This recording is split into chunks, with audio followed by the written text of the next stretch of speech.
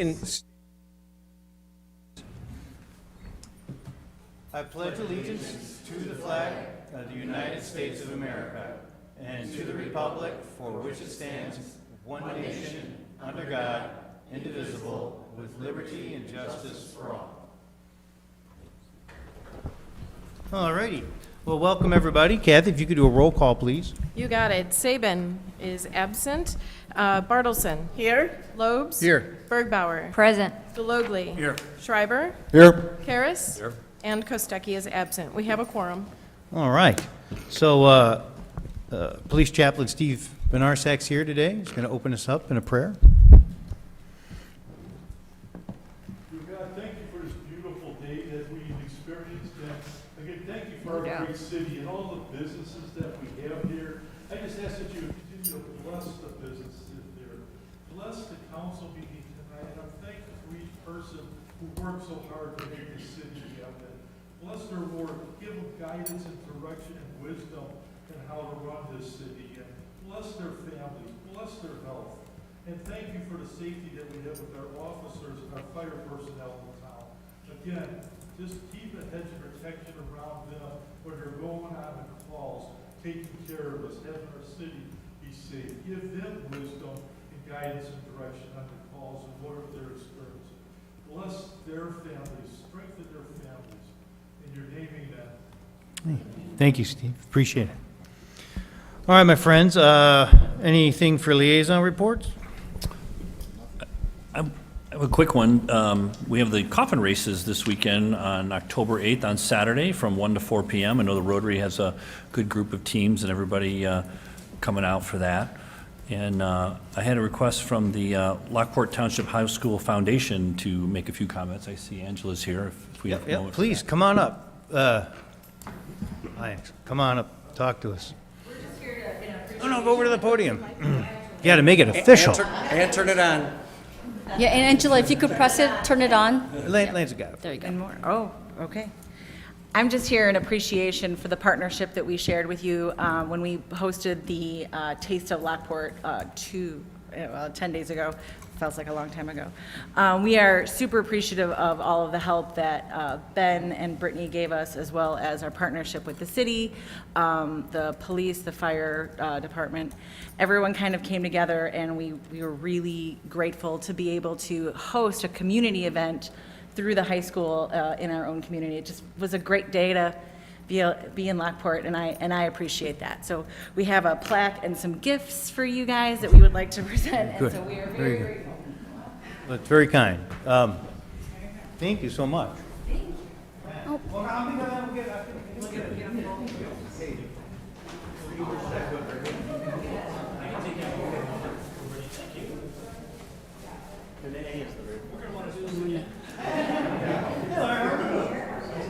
Hey, Angela,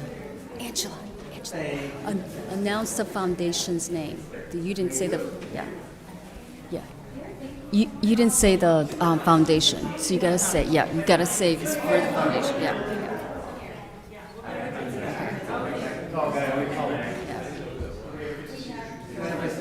She's gone. She's not here. I'll take it for her. Yep, I'll take it for her. Yep.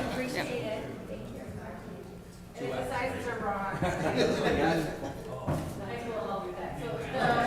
guys are welcome to open them. The gifts were made by students at home. Yep. Yep.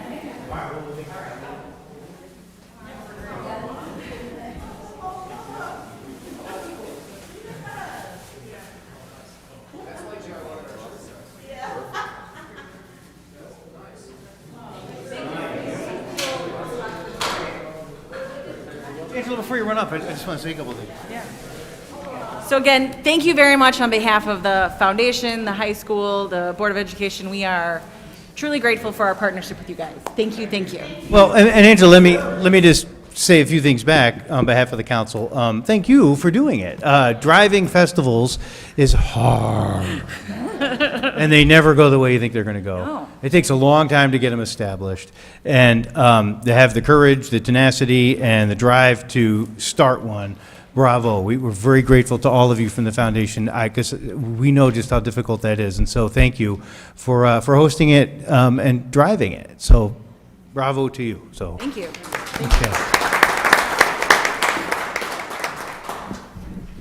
And you don't have to stay for the whole meeting. No, they're leaving. There they go. One cool thing, we did that ribbon cutting for the Route 66 sign that the Heritage Corridor helped us secure that grant for. And city did a great job putting landscaping around it, so thank you. So that was fun. You know, people ask like, you know, are we really Route 66? And I've said this to you before. It's like, yeah, technically we were. We were the city route, kind of bypass. So that's good. But it really, as the centennial's coming up, it's really, if there's a lot of, you know, Illinois marketing money coming into it, that will help.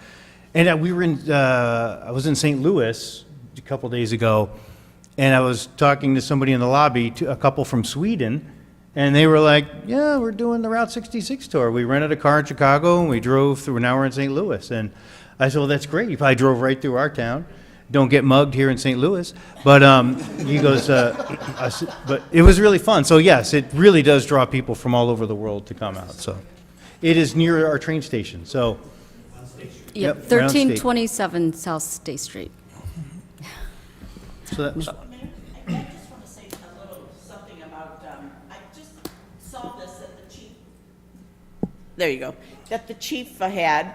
This is what's on all the police squad cars in support of the breast cancer month of October. So he might have, but yeah, it's got a magnet, and thank you for doing this. This is really nice. Appreciate it. Yeah, very Absolutely, nice. thank you. Yeah, that was actually designed by Jeff Dobke, one of our officers. Yeah, does a really good job with that. And, you know, we don't get to see the officers all the time out of the squad cars. So the thought was to put them on the squad cars as they're driving around in support of breast cancer awareness. We put them on there for the month. Well, those of us that have suffered through it, we appreciate this, and everyone else too for the support. Thank you. very cool. Joanne wants to put that on her car so she can pull people over. I have the star already. Okay, yeah, you know who you're talking to. Who are you talking to? Yeah. So, but thank you.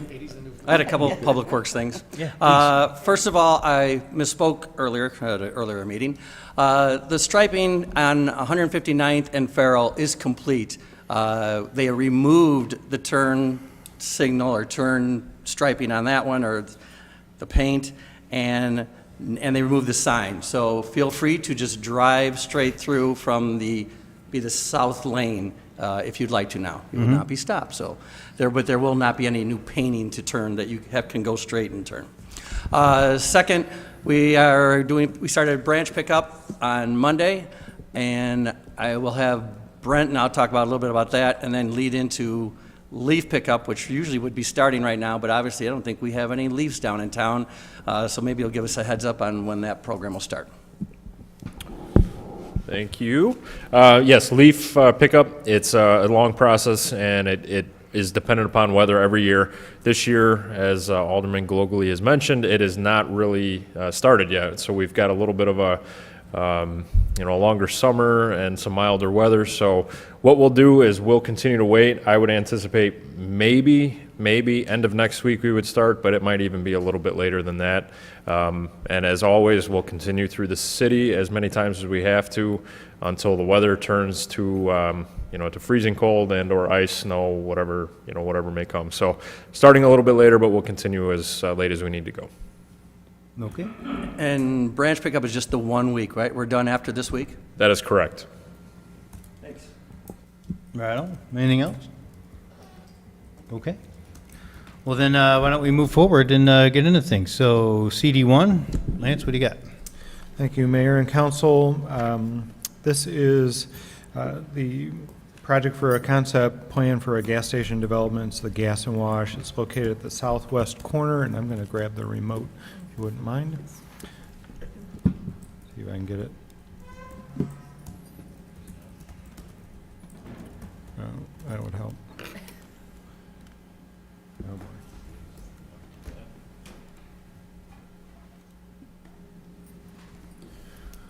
Okay, now we're ready. Concept plan for a gas station development located at the southwest corner of 143rd and Gauger. The location is there in the yellow. The subject property is currently zoned. Uh-oh. Sorry, I forgot to start something Oh, earlier. okay.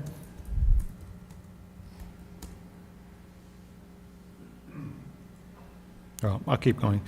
The property is currently zoned R2 Single Family Residential in unincorporated Will County, so this is a unincorporated parcel. It's comprised of 2 different parcels totaling approximately 4.5 acres. Like I said before, at the southwest corner of Gauger and 143rd Street. Upon approval of the concept plan for a gas station, the property would need to be annexed and rezoned to C3 Highway Commercial. And once we pull this up, I'll show the site plan. Go down to the lower right. Right? Nope. Nope. Right. Right.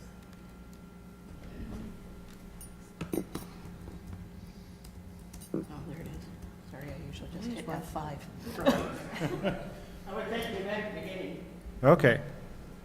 Site plan illustrates a 6,500 square foot proposed commercial building for a convenience store with a drive-through. That is the one labeled C store on your graphic on the screen. And a 4,900 square foot commercial building for a car wash with vehicle queuing and fuel pumps for passenger vehicles with the overhead canopy. Those are located on the north portion of the site, north of the C store. The truck drive, truck fuel pumps with the overhead canopy are located on the south portion of the property. That is the southernmost entrance. South is to the right, by the way, on the graphic. Detention basins provided along the north property line adjacent to 143rd Street, which is on the left side of your screen, those concentric lines where it says 1.4 acre feet. The building looks like this preliminarily as a part of the concept plan. The top image would be facing 143rd Street. The bottom image would be facing to the south. The top image would be facing towards Gauger Road, and the bottom image would be facing to the west. This is the image. Oh, and here's the gas station image, or the car wash image.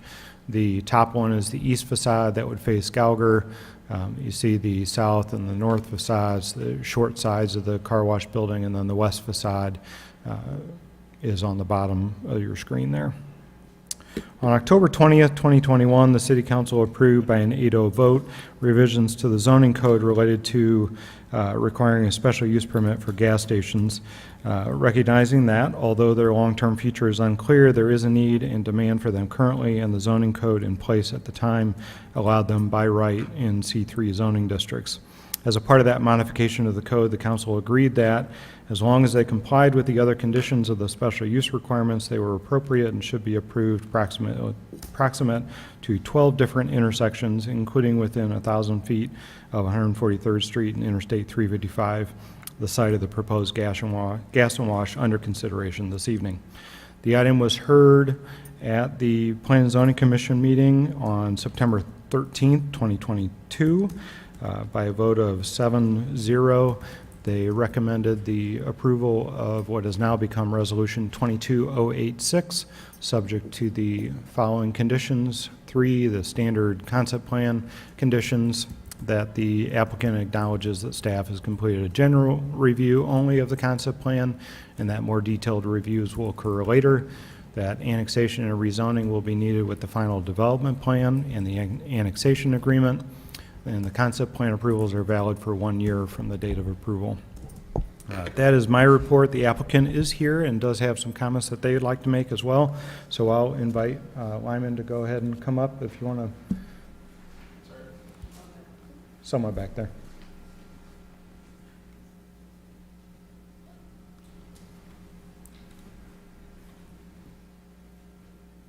Good evening. Thank you very much. My name is Lyman Tiemann. I'm the attorney for Len McHenry, who is the owner of the Gas and Wash, and I'm accompanied this evening by Brian Hertz with MG2A, who is our civil engineer, and by Chris Kalachevsky, who is our architect and land planner, along with Mr. McHenry being the owner of the proposed development. If you have any questions concerning the concept plan, we'd be happy to address them. Engineering-wise and concept plan-wise, we certainly will answer any questions you have.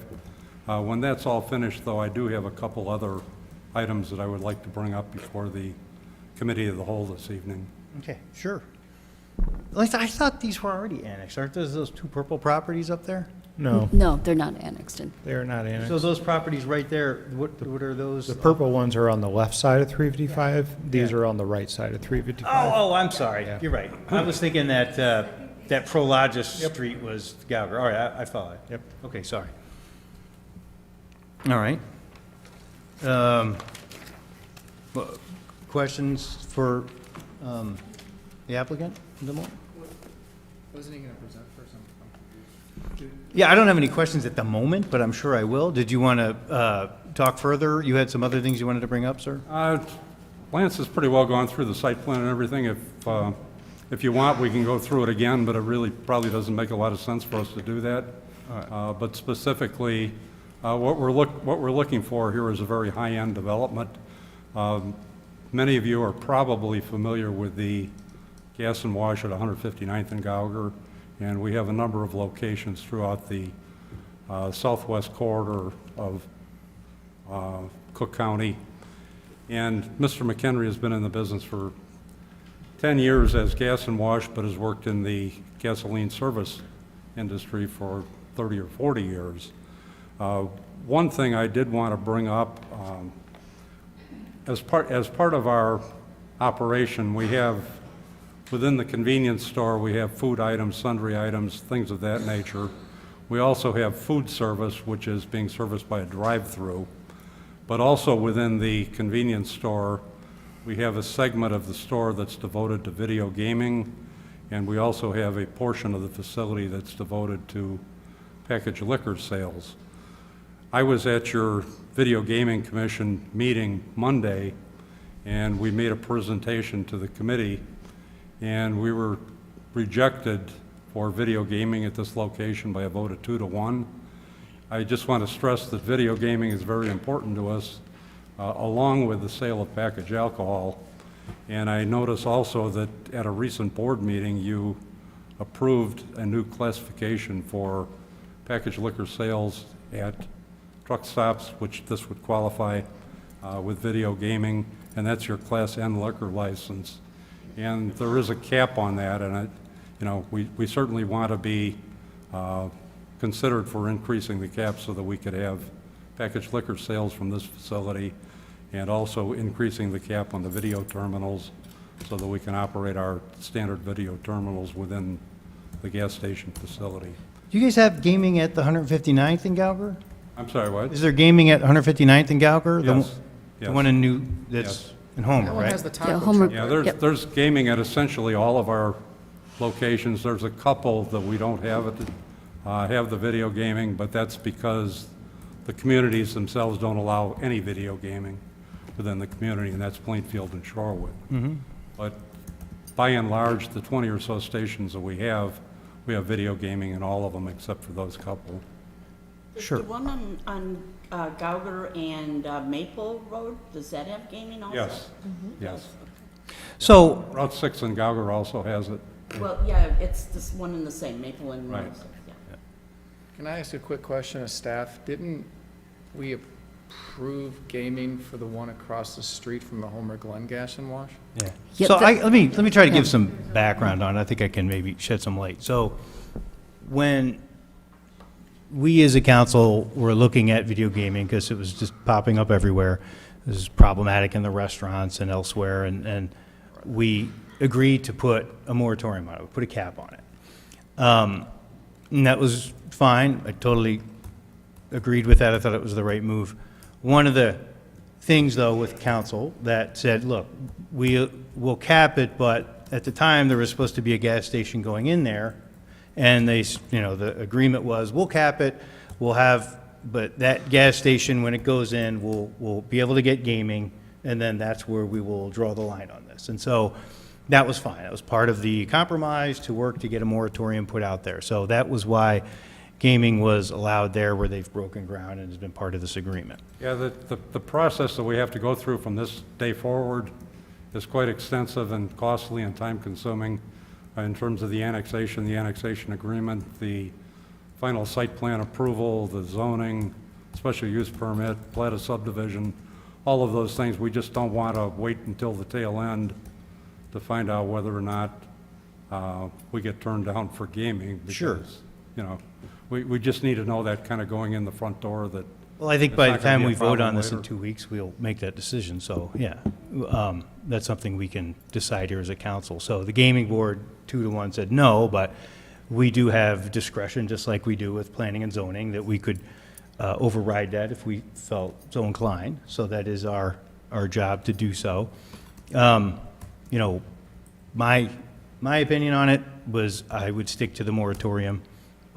If you, it seemed, this isn't a good spot for selling gas, for selling diesel, I think you'll do just fine without adding to or breaking our moratorium, because then that's going to open up, I fear, a can of worms for other businesses that say, well, what the heck, man?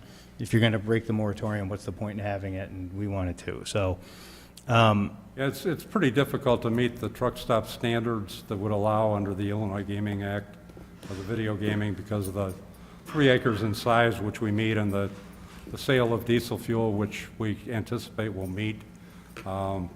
but I also would get it from just I'd get it from my current businesses that, you know, we've said no to. So, Your typical gas station isn't going to qualify for this, but the state legislature carved out a special provision for truck stops, which we would qualify as, and, you know, we've got these facilities in all of our stations, and it's really an integral part of our business. It's part of our business plan. Is there gambling at the 143rd at, Speedway? I'm sorry, at, is that Speedway over the 100, not, that's not our. Lamont Road. It's Lamont, Yes, there Lamont is. Road, sorry. There Is is. it at that location? Yes. Are you talking about the Speedway? Yes. Yeah, I believe there is. In Homer Yeah, Glen. Yeah. Is that Lamont, yeah, sorry, Lamont Road, Lamont. 143rd? Are you Is talking there- about the Lamont?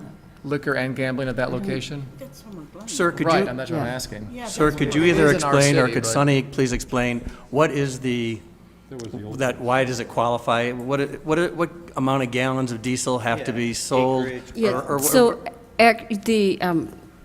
for video gaming, normally you have to have a pour liquor license, which is on-site consumption. That's why most of the video gaming machines are in taverns or restaurants. And for a while, when Video Gaming Act first was enacted, that's what it was. And these truck stops, they, you know, kind of lobbied hard and amended the act to allow truck stops, and that's 3 acres or more. Large truck stops are within 5 miles of a freeway and certain number gallons of diesel sale. Approximately what yeah, year was this? this was this I would say, I granted? want to say 5 or 6, maybe 6 or 7 years ago, they amended the Video Gaming Act to exempt truck stops from having a pour liquor license. So a truck stop could get video gaming license, have terminals without having the on-site consumption. I don't know why they connected alcohol consumption with video gaming, but that's what they did. So they're able to get video gaming terminals without having a pour liquor license, which means, you know, it's packaged liquor sales if we did allow liquor sale. They could do video gaming even without a packaged liquor sale if they wanted to. But because we're a home rule municipality, we passed our ordinance saying that if you want video gaming terminals, not only do you have to get a license to the state, but you also have to get a license locally. And thus why the need for the cap to be increased if this is allowed. So for Thornton's, we had the economic incentive agreement that put in the agreement, that's a binding contract, that we will increase the cap for them and allow them to have packaged liquor sale. So we're already, you know, kind of obligated to do that for Thornton's. In this case, there's no such obligation. It's up to the, you know, majority of the city council if you wanted to increase that cap from, you know, 18 to 19 for Thornton's and then 20 for Thornton. I'm asking more, what is the amount of gallons? So if he's saying that they will sell that many diesel gallons to qualify, I mean, If they don't, then obviously we can revoke something like that. So what is the, Or is it acreages or It's- gallons? It's both, and it's actually a condition that we don't regulate, that the state does. As long as they meet the definition of a truck stop under their, and I don't have the statute in front of me, but it's like some, yeah, We could help you with that answer. yeah.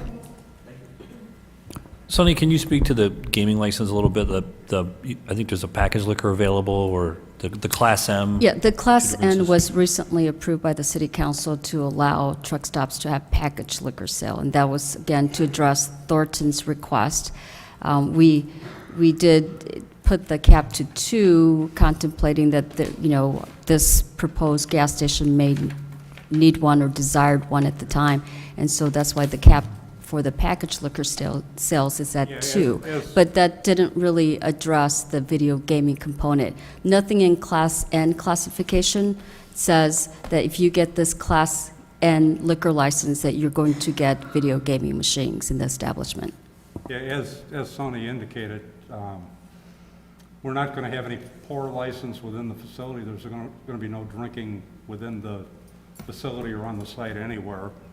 It's strictly a package sale, and the new classification that you created, I think last month maybe, or recently, provides for a Class N license, which is designated for a truck stop. Thornton's is on the list, I guess. We didn't know whether we were on the list, but if not, we would like to be on the list.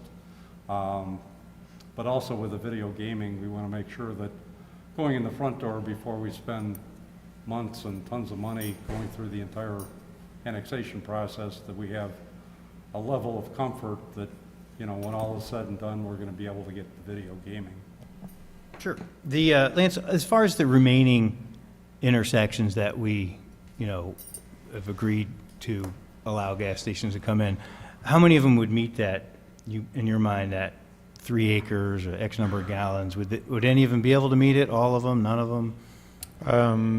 This site, probably Ron Reposh's site at his current, where he has his headquarters office and the kind of those truck storage that they're doing there.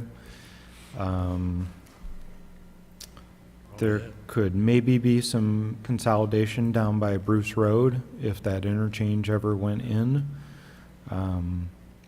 Potentially southeast and southwest corner of Gauger and Bruce, just because there's a lot of open land, you could consolidate some of those parcels, just like the Gas and Wash is proposing here. Those are, In addition to the 3-acre minimum, we have to demonstrate to the state that we're selling 10,000 gallons a month of diesel fuel. There's my answer. Thank you. 10,000 watts. I knew it was going to come eventually. Just didn't have it on top of my 10,000. so those are, Oh, sorry. go ahead. I'm Len McHenry. I'm the owner of Gas and Wash. The other half of that is if you sell 50,000 gallons of diesel fuel, then you qualify as a super truck stop and you are allowed to install 10 games. Yeah. Okay.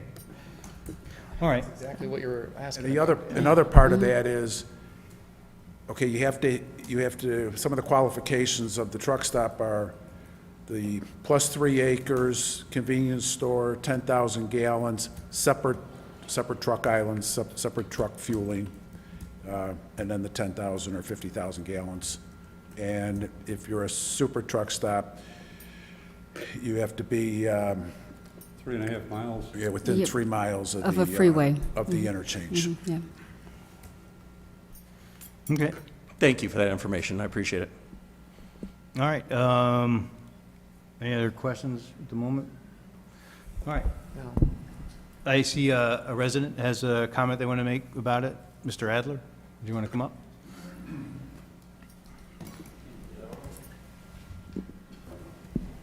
Good evening. I'm Mike Adler. I live at the residential property with my wife directly west of the proposed development. My proposal last month, September, I wanted to propose a stipulation for a privacy fence on the west side of the Gas and Wash property to limit light pollution from any stationary lighting or any of the trucks that would be making the turnaround to hit those gas islands or fuel islands that would be located towards the south side of the gas and wash property as they exited from Gauger Road, heading west and making that little U-turn back around to fill their tanks. Thank you. Yeah, Lance, can you just go back to the site plan? There's that one slide.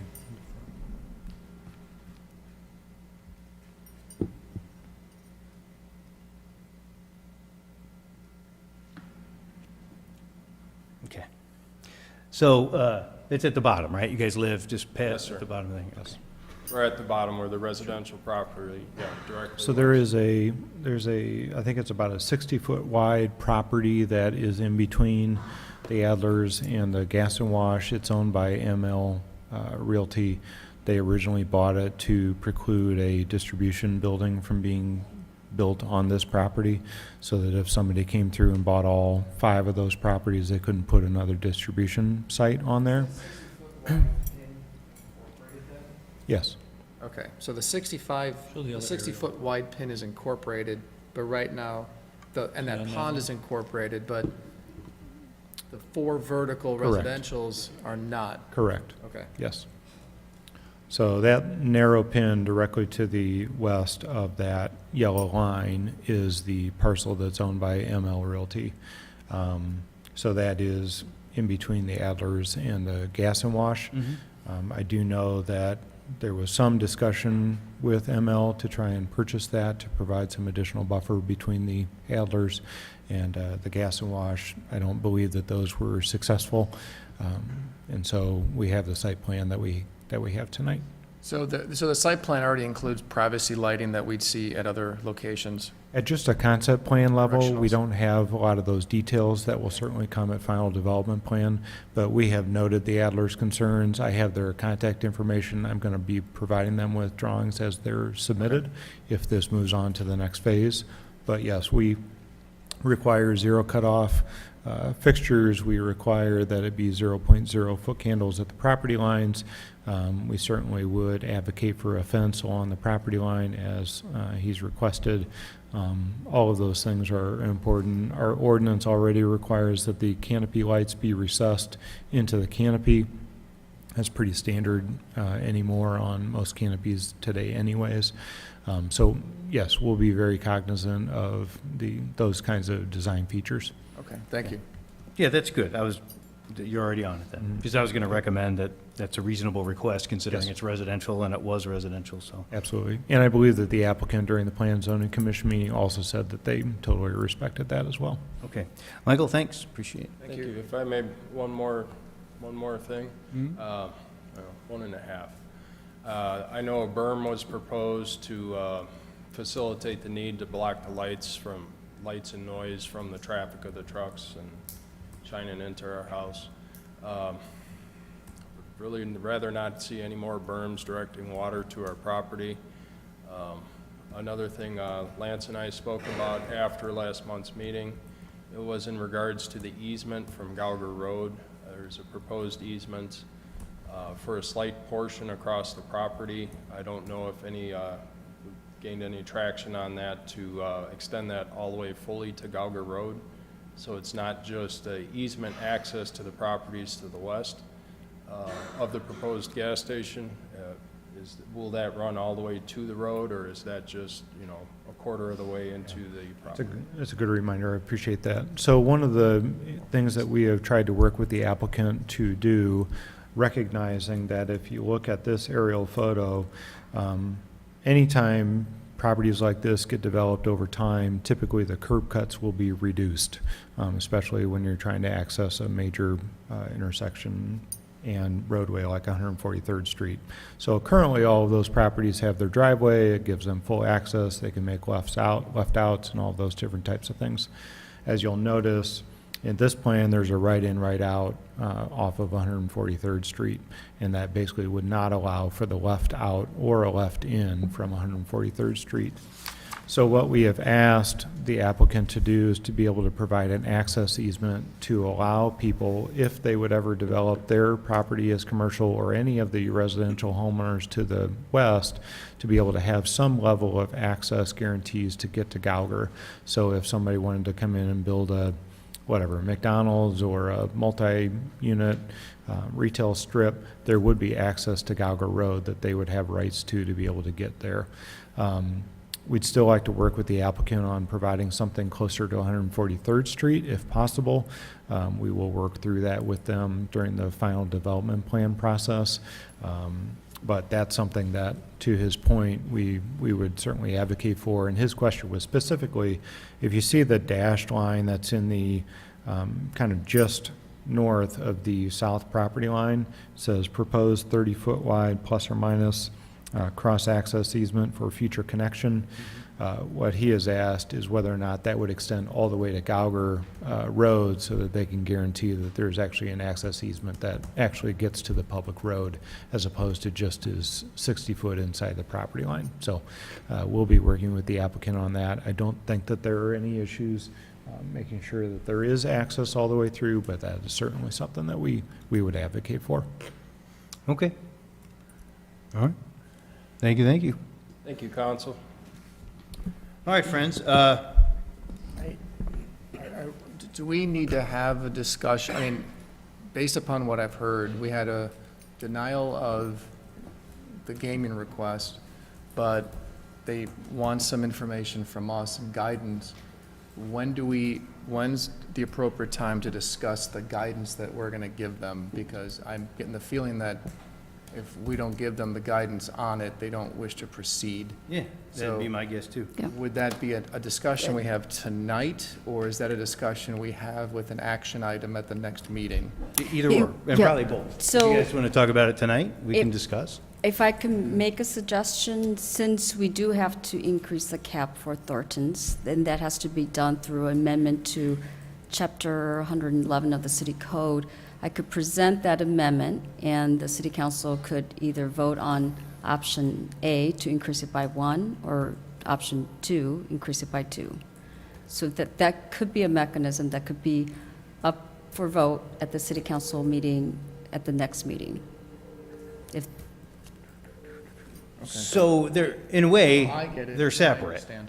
We have to decide whether or not we're going to increase gaming, and I think that in many ways, that's probably a fine standalone conversation, and maybe shouldn't be so intertwined with this. It's like, where are we going? Did we set up a moratorium for a reason? Are we going to throw it out the window? What do we want to do with it as a whole? So is then, if we have that set up on our next council meeting to discuss, is it appropriate to discuss it and vote on it the same night, or do we, in other words, put this off for 2 meetings while we have the gaming discussion next meeting and a vote on it the following meeting? Yeah, that went along with my question was, I don't understand what the appropriate discussion timeline would be. Yeah. You could delay the final action, if you want to talk about gaming for 2 meetings, you could delay the final action vote, or you are talking about it tonight, so there's no legal requirement to talk about it twice. You can Yeah. put it on the agenda at the same time and just let And it all. I could put it on the agenda for both Committee of the Whole and City Council, and that way you discuss it at the Committee of the Whole regarding whether or not you want to increase the cap, and then take the vote at the City Council meeting. Okay. Well, I mean, again, we could talk about it now. I don't know where everybody's at with this, I really don't. I know that, we put it in for a reason. I don't know if minds have changed or where we're at these days with it, so perfectly fine to discuss it now and get a feel for where we're at. Well, I'll give mine, because we just, we just talked about it. One, I have no issues with giving them the liquor, extending the liquor license to them, the same package that Thornton says. So now the bigger topic of gaming. I'm more concerned about, we need money for the future to do a lot of capital improvement plans. We need more resources. We need more income. And I feel that this is an opportunity. I don't totally love gaming everywhere, but if I'm going to have gaming and I want to increase my revenues, I would take it in gas stations. I don't want to see gaming downtown Lockport. I don't want to see it in my restaurants. I will accept it in bars and various locations, or their, Pennies, their own little man-made places. But I will accept it at a gas station. I know this is going to increase revenue for me. We have a lot of work to do in our city. I'd rather see money spent there. I know right now it's allotted to just the downtown. I think another vote would need to take place to say, now let's take some of this gaming money that we can use from Thornton's, that we can use from Gas and Wash, and apply it elsewhere into our budget. But I think this is a good location for it. I have no problem with it. The only negative I really heard, I'm not a fan of the Super Wash or the Super Casino. I've seen the one down at Route 6 and Cedar. I know that's a 10, they can have 10 games in there. And people have questioned me, how is that legal? Well, I just found out how they can do it. They must be a super station or something. So I would like to see if we could possibly put something, a stop on that, or I could keep it at just the 5, even though they might qualify it. But We can. I would support gaming at this location. If it means them going in, I think it's a good location for it. And we can limit the number of terminals. We do currently. So when the issue was brought up before the city council, one of the limitation was that we put 5 machines at the max, except for clubs, like private clubs like the Elks, and I believe, I want to say taverns, so that they could have up to 6. But for restaurants, we did cap it at 5. We can do the same thing for truck stops. Even though they may qualify as a large truck stop, under the state statute, you could do up to 10. As a home rule municipality, we're not limited to, limiting the number of terminals. So if there are concerns, because 10 does sound quite a lot, so if there are any concerns, we could cap it as 6. When we had this moratorium, I was on the side of all the revisions we did. And I thoroughly agreed with the decisions we made as a majority about having the moratorium. I think that was, 2019? And because we saw problems downtown. And I agree, and I still made the comment back then, was a business downtown should not only be able to survive due to the machines in the room. Since then, I also have the same concerns JR does about the Super Casino at Route 6 and Cedar. I drive by it a couple times a week, and I share the same concerns he has. Where I now differ is I do think this site is ideal for having a gaming license. I do also agree that we should, if the board majority goes forward, we should have the language that overrides the state's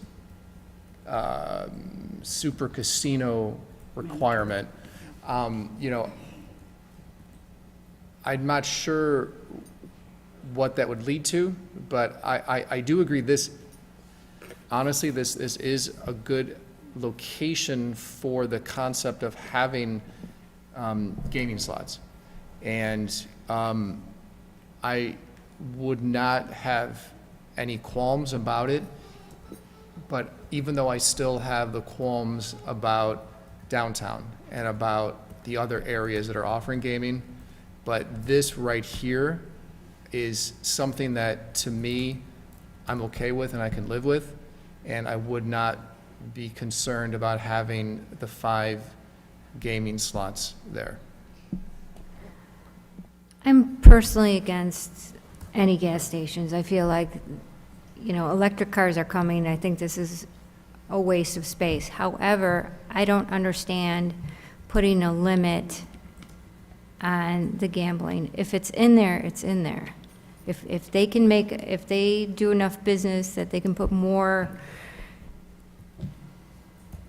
gaming machines in there, then good for them. I don't think we should stop them. If we're looking for revenue and income, you know, hey, let's go for it. But as this gas station, I don't like it at all.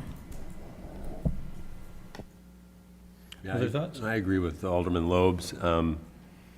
You know, in terms of where this is located, I think it's a bit off the beaten path. So in terms of gaming, and it really does sound like truck stops and video gaming are pretty much synonymous. So it appears that they really go hand in hand. I think this is a good location, and I tend to agree with you know, the fact that whether it's five machines or 10 machines, I mean, if it's in there, it's in there. You know, if it brings the city in revenue from a long-term standpoint, I think that's a positive. I think we'll have to be very careful in terms of looking forward to other gas station developments. I feel that every gas station developer that comes to the city, if they want to put a truck stop in, you know, that's going to be a discussion I think we're going to have, because we're going to have more video gaming. And I think from the other standpoint is if all of a sudden you have a bunch of gas stations that aren't necessarily truck stops that want to have video gaming, then you have just a bunch of, you know, a strip of gas stations, and all of a sudden it looks like Las Vegas Strip, right? There's gaming everywhere. So I will say I think the location of this is excellent, given where the trucks are, especially up and down this corridor, and the proximity to the interstate. And I'll also say from a gas and wash, every time that I've been to one, I think they're extremely clean. I think the employees are extremely polite. So I'm very impressed with the facility itself. I think all things considered, and being a truck stop, being intertwined with video gaming, I think they really, at this point, they go hand in hand, and whether there's one machine in there or 10 machines, because I think it's very highly likely that the location of this particular gas station and truck stop would probably be at the upper end of the diesel fuel sales. So that's my take. Anyone else? Can I add one thing that's separate from gaming? I know that when we had gone through the concept plans with Thornton's at 159th and Gauger, a few of us had insisted on future-proofing. So I don't want to I want to make sure that we're equal with that in terms of having those discussions with any new developer coming in for concept plans, that future-proofing is part of that. So I just wanted to make sure that was out there. Thank you. I'm not following. What do you mean? Remember, when we had done with Thornton's, we had asked them about what they were doing. Future-proofing, about how things could be mitigated Running later. additional conduits so that you have the The ability to e-charging upscale stations. e-charging and stuff, and I think the petitioner would probably agree to that. Okay. All right. Well, I'll give you my opinion. It differs from the four of you. I feel like we put a moratorium in for a number of reasons, and one of them is just partly in the character of the city. I know that we use revenue, and the previous, administration designated it for downtown, and we've used it for that, and that's good. And we've had good revenues, and we've been able to do a lot of work with it. And I feel comfortable with that amount of revenue that we've had for it. JR's correct. If it's like, well, we've got all these other bills, we will have to change that.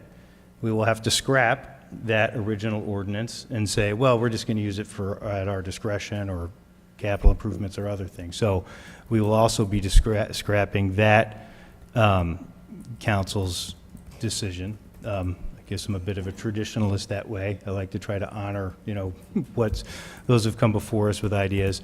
I do think it ultimately affects the character. There's undoubtedly, these guys will make plenty of money selling gas and a Quickie Mart without gaming. It's just something they want because it's lucrative for them.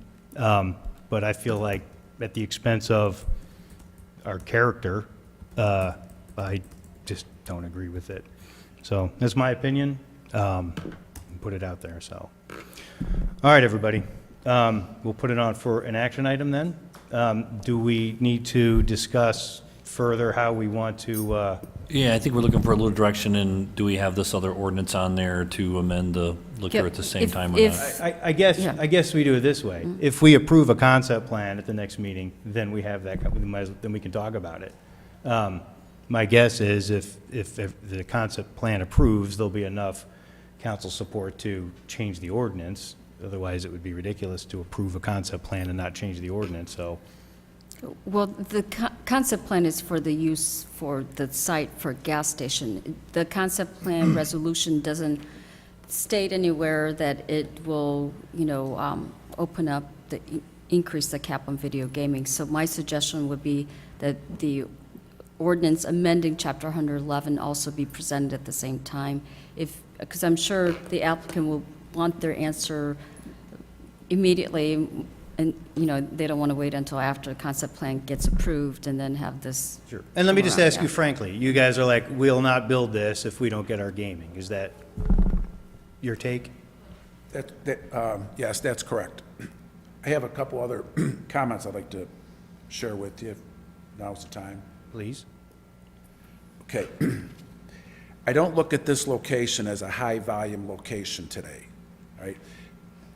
Hopefully, as it continues to fill in over there, I think it'll get busier. But since it's available and they're filling in the distribution over there, I'm open to build this out. But these places are expensive to build and expensive to run, okay? And we need all the profit centers that are available to us to build and operate a place like this.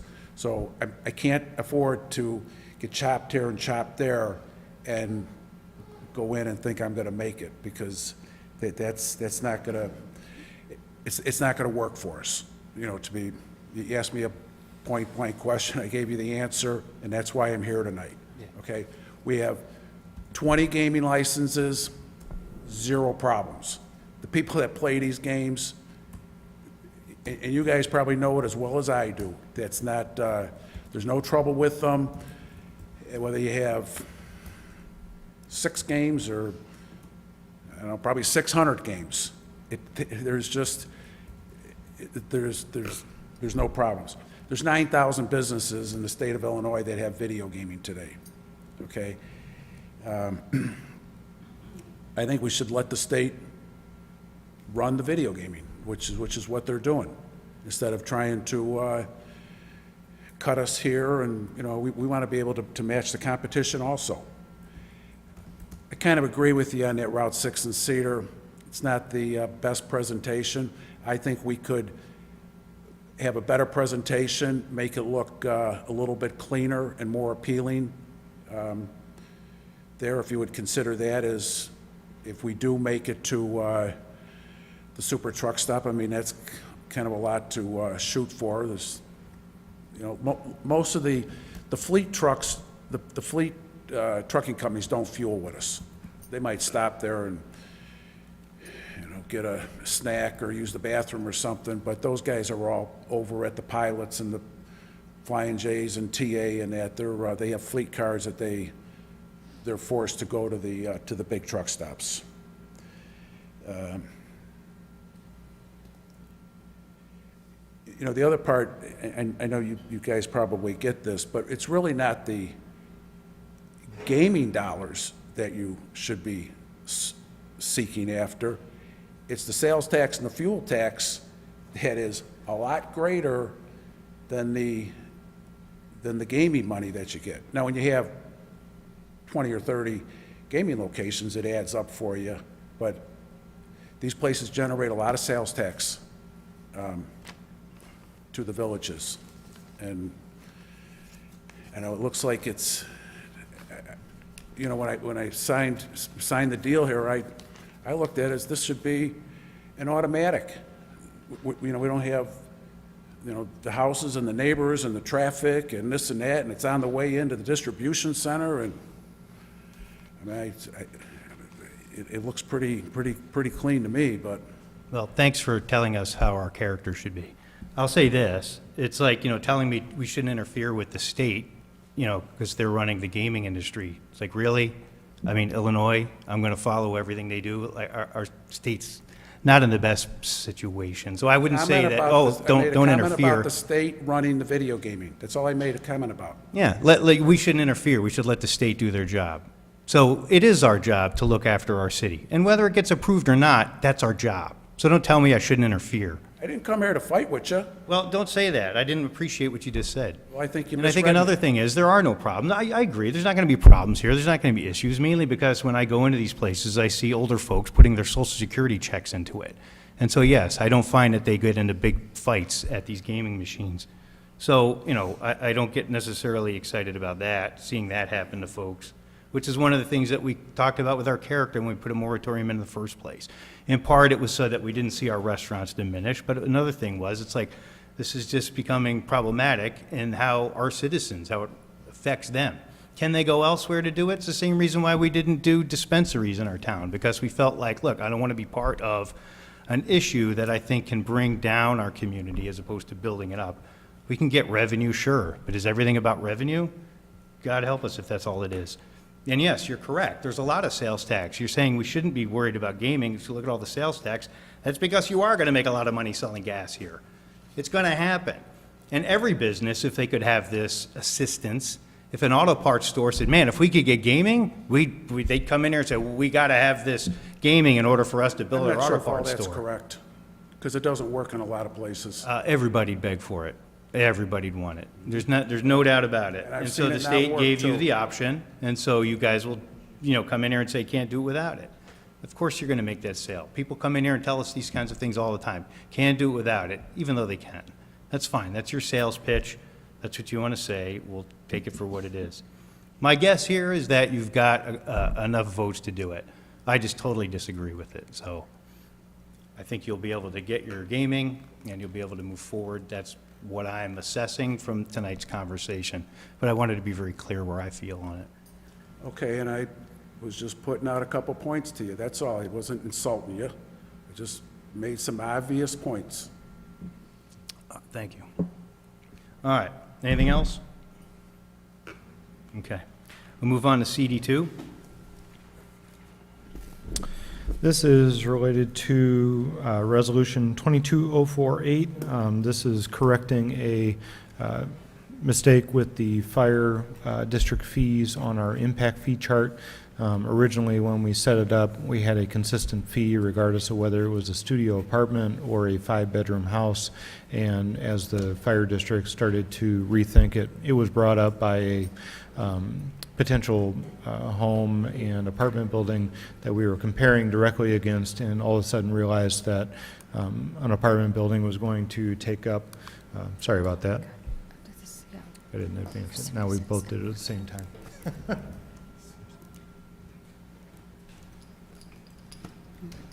Okay, there we go. That, once we took a look at it, the impact fees were significant when you started to look at a 20-unit apartment building, and assessing that based on the actual time and effort that it takes to do that, it was significantly less. And so the fire district has requested that they go to a proportional rating, just like we do for all of our fees, and the schools do as well. So it would be $500 for a single-family detached home, $375 for a single-family attached home, and $250 for an apartment. Anybody have any questions, concerns on it? We're good with the consent agenda for that? All right, thank you. All right, FD1, what do you got, Lisa? Thank you, Mayor. The city is required to have an audit on an annual basis, and our contract with Sikich has expired. We went out for an RFP this year and have another provider that would like to provide this audit for us for a savings of almost $7,800 per year. This organization does mostly government, so they're already familiar with our type of work. I called a number of references and got good reviews from each of them, so I would like to see approval of Resolution 22-087 for audit services with GW and Associates. Any questions? Everybody clear? Do okay with the consent? Thank you. All right, CA1, soft recyclables. Yes, thank you, Mayor, members of the council. This is a resolution 22093 with simple recycling for an agreement to collect services on soft recyclables from the residents of Lockport. This is a program that we looked into, and Alderwoman Bergbauer brought up at a previous meeting. This is kind of a function-on-demand agreement where this company will, if the residents call them or go on their website to sign up for pickup, they can set out clothing items, bedding, accessories, things that they can put out on their front door, and they'll come pick it up free of charge. The services don't cost the residents anything. Lockport actually would earn in the agreement like 5 cents per pickup. It's not a money generator for us per se. We're still negotiating with them in regards to whether we can get that to 10 cents per pickup, but they're checking with their management. But all in all, I think the point isn't to make money, but it's really the reuse of products. It's 85 to 95% of all the products get reused or recycled. They grind them up and make other materials. Very little ends up in landfill, as low as 5%. The company itself is not tax deductible, so it's, Simple Recycling isn't a business. It's not a nonprofit. It's a for-profit business. But the Simple Recycling does offer an enhanced service. It would function much like At Your Door with waste management that we have. It's just it doesn't include electronics or household poisons. It's just soft items. There's some information and materials in the packet about the flyers that they have. There is an agreement in your packet. If the council wants to proceed, I would recommend it as an action item, because Sonny and I are still dealing with the attorneys on the company in regards to some red line items in the agreement that we want to get. But all in all, it seems like a pretty good program. It's a 4-year term. We can renew it in the future if you want. We would roll it out with water bills, Facebook, website, and people can start making appointments. And I know Christina will be the first one to call up and get it done. I did write in the resolution that it would be approved subject to city attorney. Okay, that'd be good too. form. I know So she had it some can be items. placed on a consent if you want, and we'll just, it's just, minor, little Changing nitpicks, things yeah, from state changing to Texas things, to yeah. state of Illinois, just kind of wordsmithing. Nothing substantial. Agreed. There was one concern that I had after some discussion with, actually JR, is while this sounds good, right? It's like, oh, this is nice, we can, it's convenient for people. And, we think about it in the same vein as like waste management, right? They have the door-to-door pickup. The thing is, I don't know of any private companies that come to your door to take, old paint or, toxics, liquids. So it's different. But there are a lot of companies, whether they're, the bins or AMVETs when they call you, that there are a lot of companies out there that this is also how they get product.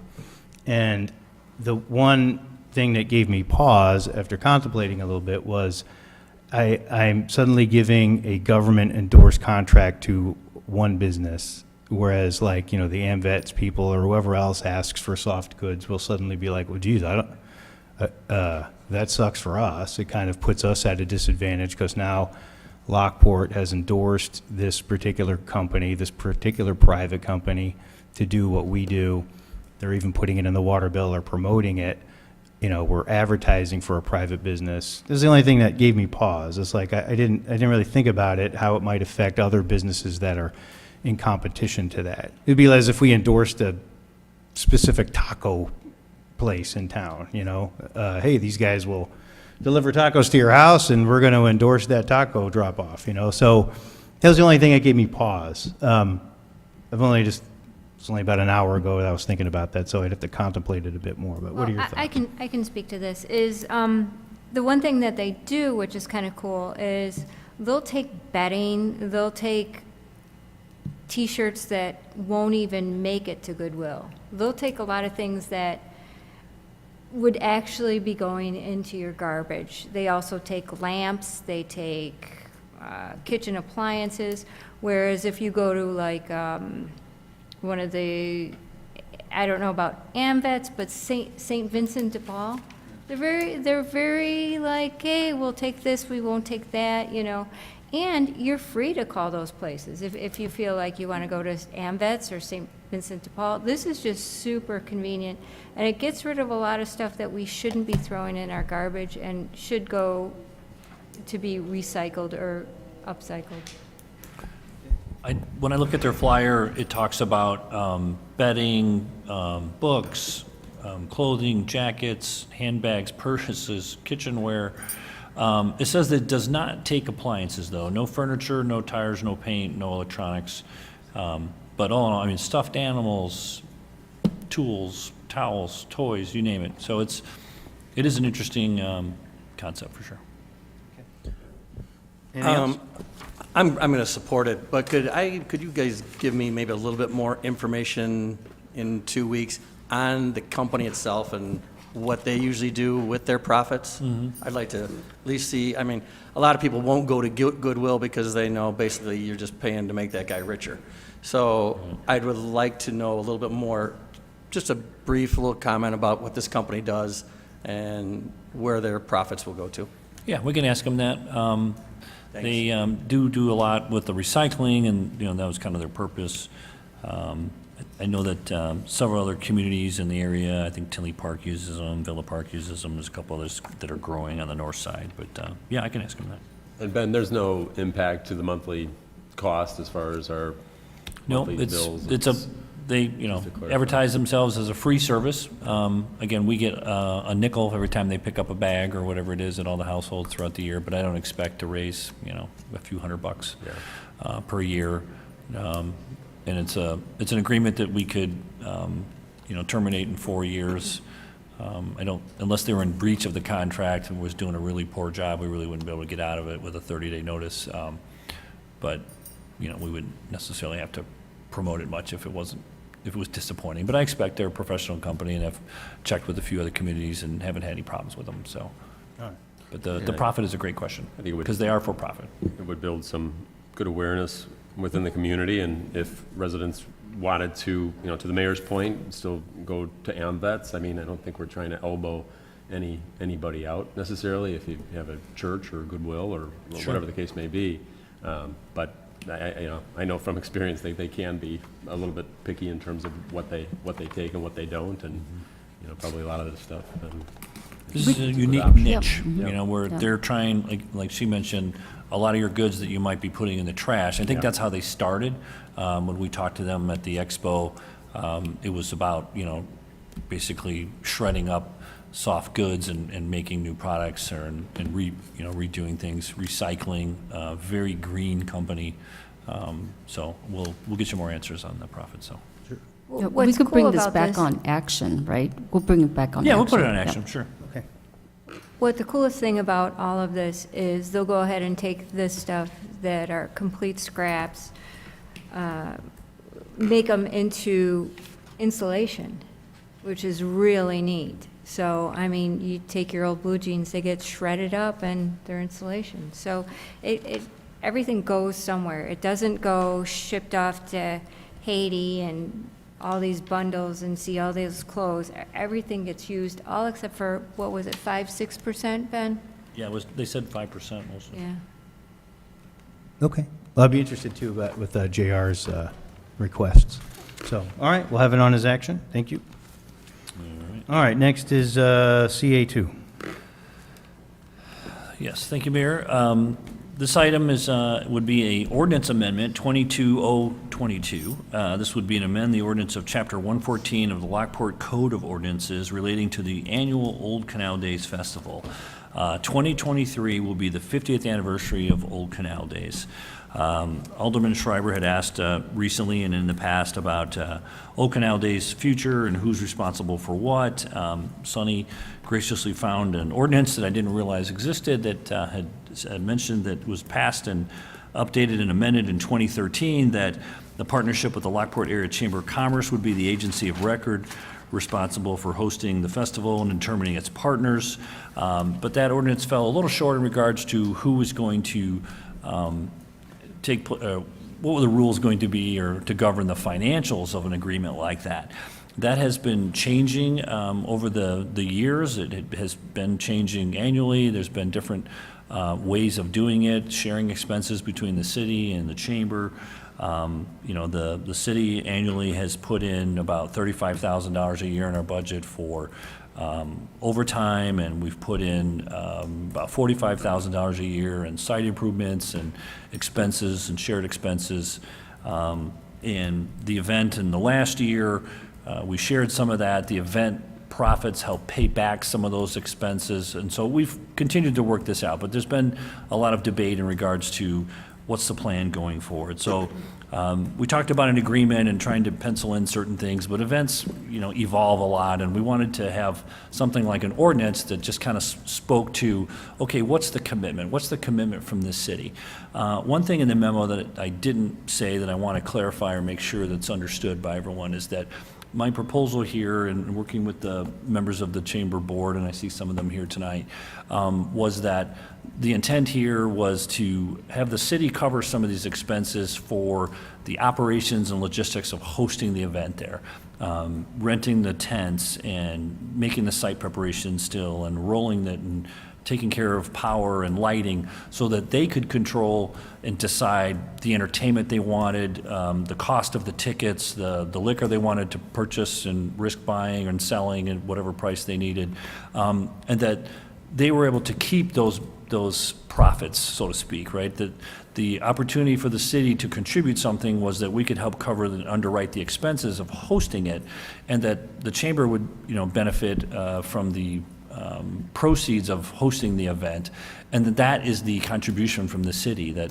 we're helping cover these. We would put in the budget every year the money that you all may decide in the tonight or in the next few weeks in regards to hosting and taking care of the event, so that we want the chamber to be successful. It's helpful to the community, and I know the businesses appreciate it. You want a vibrant chamber in your community, and this is one way to kind of have the chamber earn that money a little bit, instead of us just giving them a check and saying, you know, do what you need with it. It's getting, there is a necessary need here where running an event, and especially a festival of this magnitude, takes a lot of manpower. We would still be involved. They would obviously be, you know, and everyone's going to be involved still, but this is about kind of sharing the burden of putting on what I think is our, you know, this is our festival. This is a community event that everyone shares in, and we just want to make sure that it can continue for another 50 years, and that this is a partnership that could work. So, you know, what Lisa and I had put in the budget, and we have met with the mayor, we've met with a few aldermen, we're going to continue to meet with all of you, was that we increased the budget request to cover more of these expenses. So again, we had once put in about $80,000. I asked Lisa to put in about $125,000. We actually had talked about the overtime was still in there, so actually now there's $150,000 in the budget.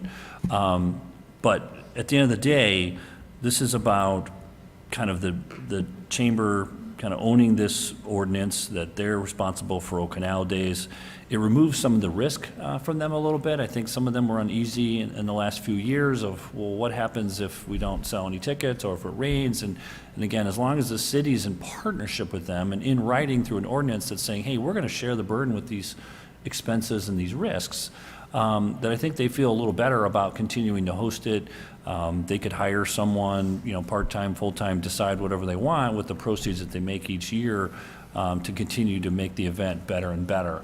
You know, they work with the carnival. There's a lot that goes into it. So I think I went off script a little bit here. But basically, you know, in the spirit of cooperation and the community collaboration, this is basically a budget increase to the city, you know, less than $100,000 a year additional, that could kind of sort out some of these questions that we don't want to be negotiating annually each year. That, again, there's a commitment here from the city to help the chamber be able to do this in a successful way. Well, I think that last part summarizes it. If we've, as an ordinance, you know, since 2013, have, you know, tasked the chamber to do this, they've accepted that task, of course. So that's part of our ordinance, and this just codifies how we're going to support them, so we don't have to rehash out every year what we're going to do for support. It just kind of gives everybody a sense of peace of what we're doing. So, is it wise, though, to delinquish our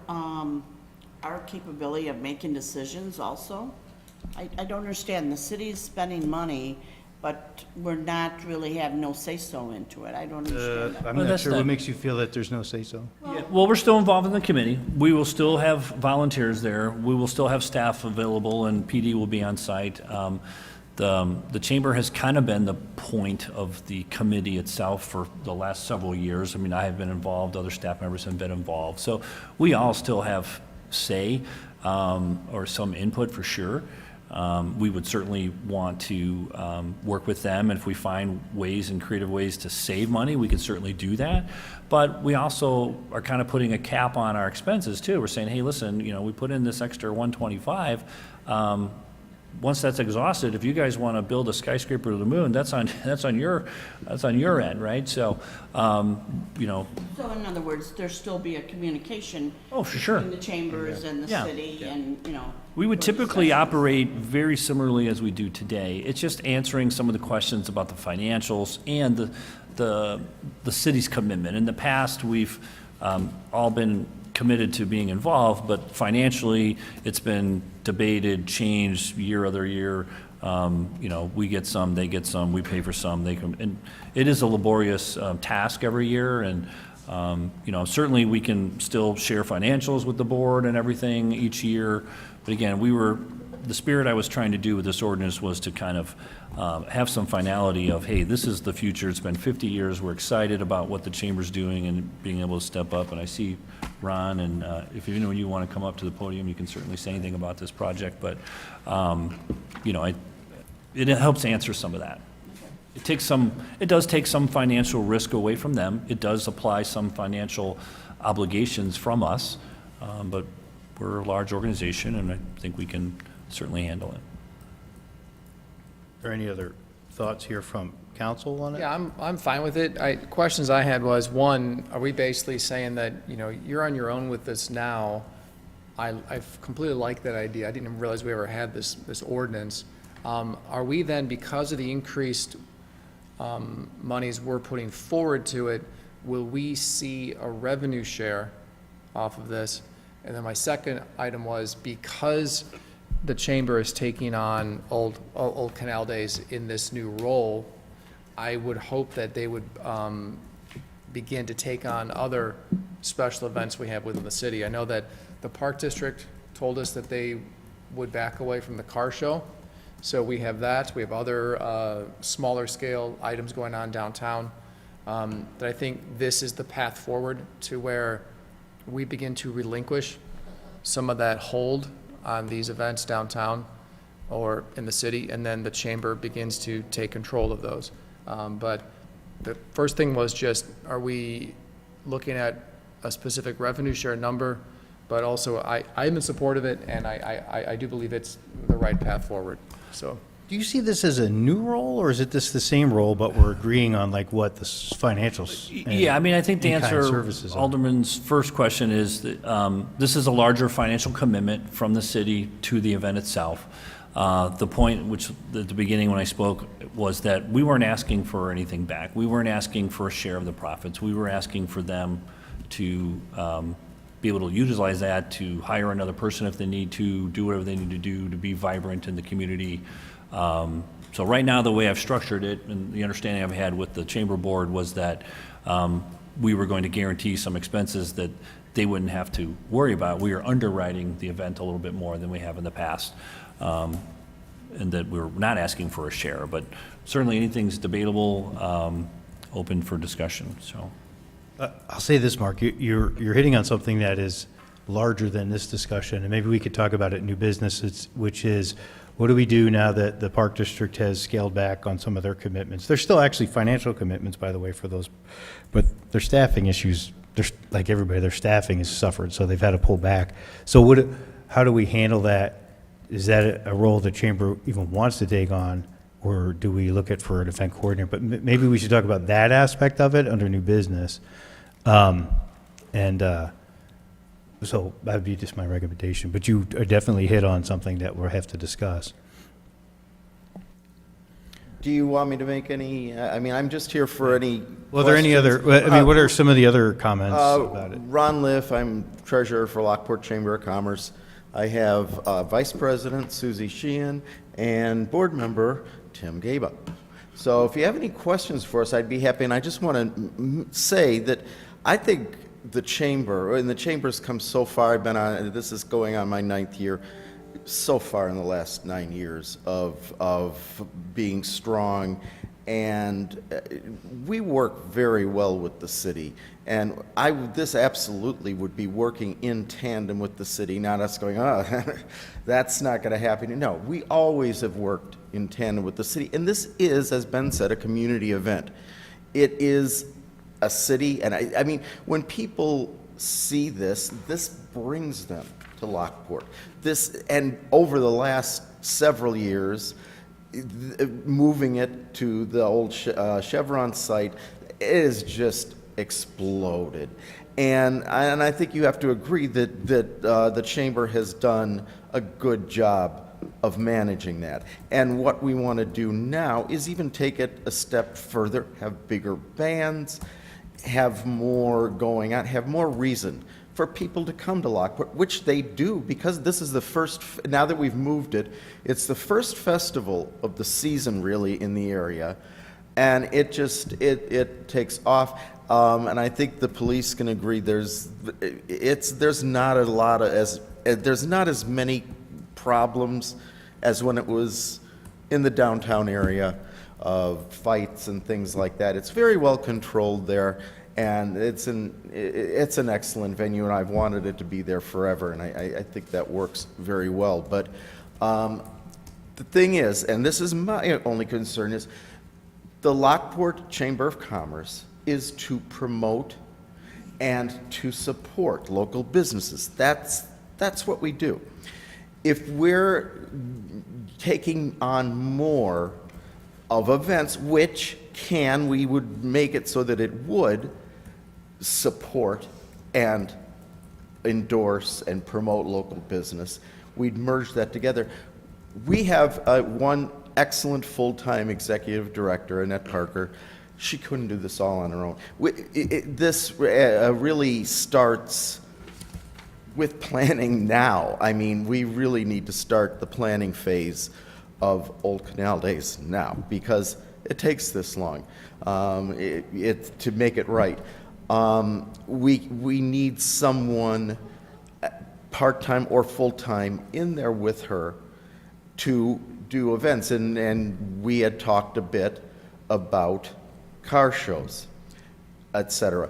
I think it would be great if we had somebody in there as we hired somebody, and I also think it would be great if the city had a part-time person doing events too, as I think that the mayor was alluding to, that you guys, we don't want to be the sole event coordinator. We want to be working in tandem with the city in order to make this a success. But in order to do that, we need to be able to pay for extra help. Sure. And then I guess the discussion you guys have, or maybe you've had it, is does too many events take you off mission?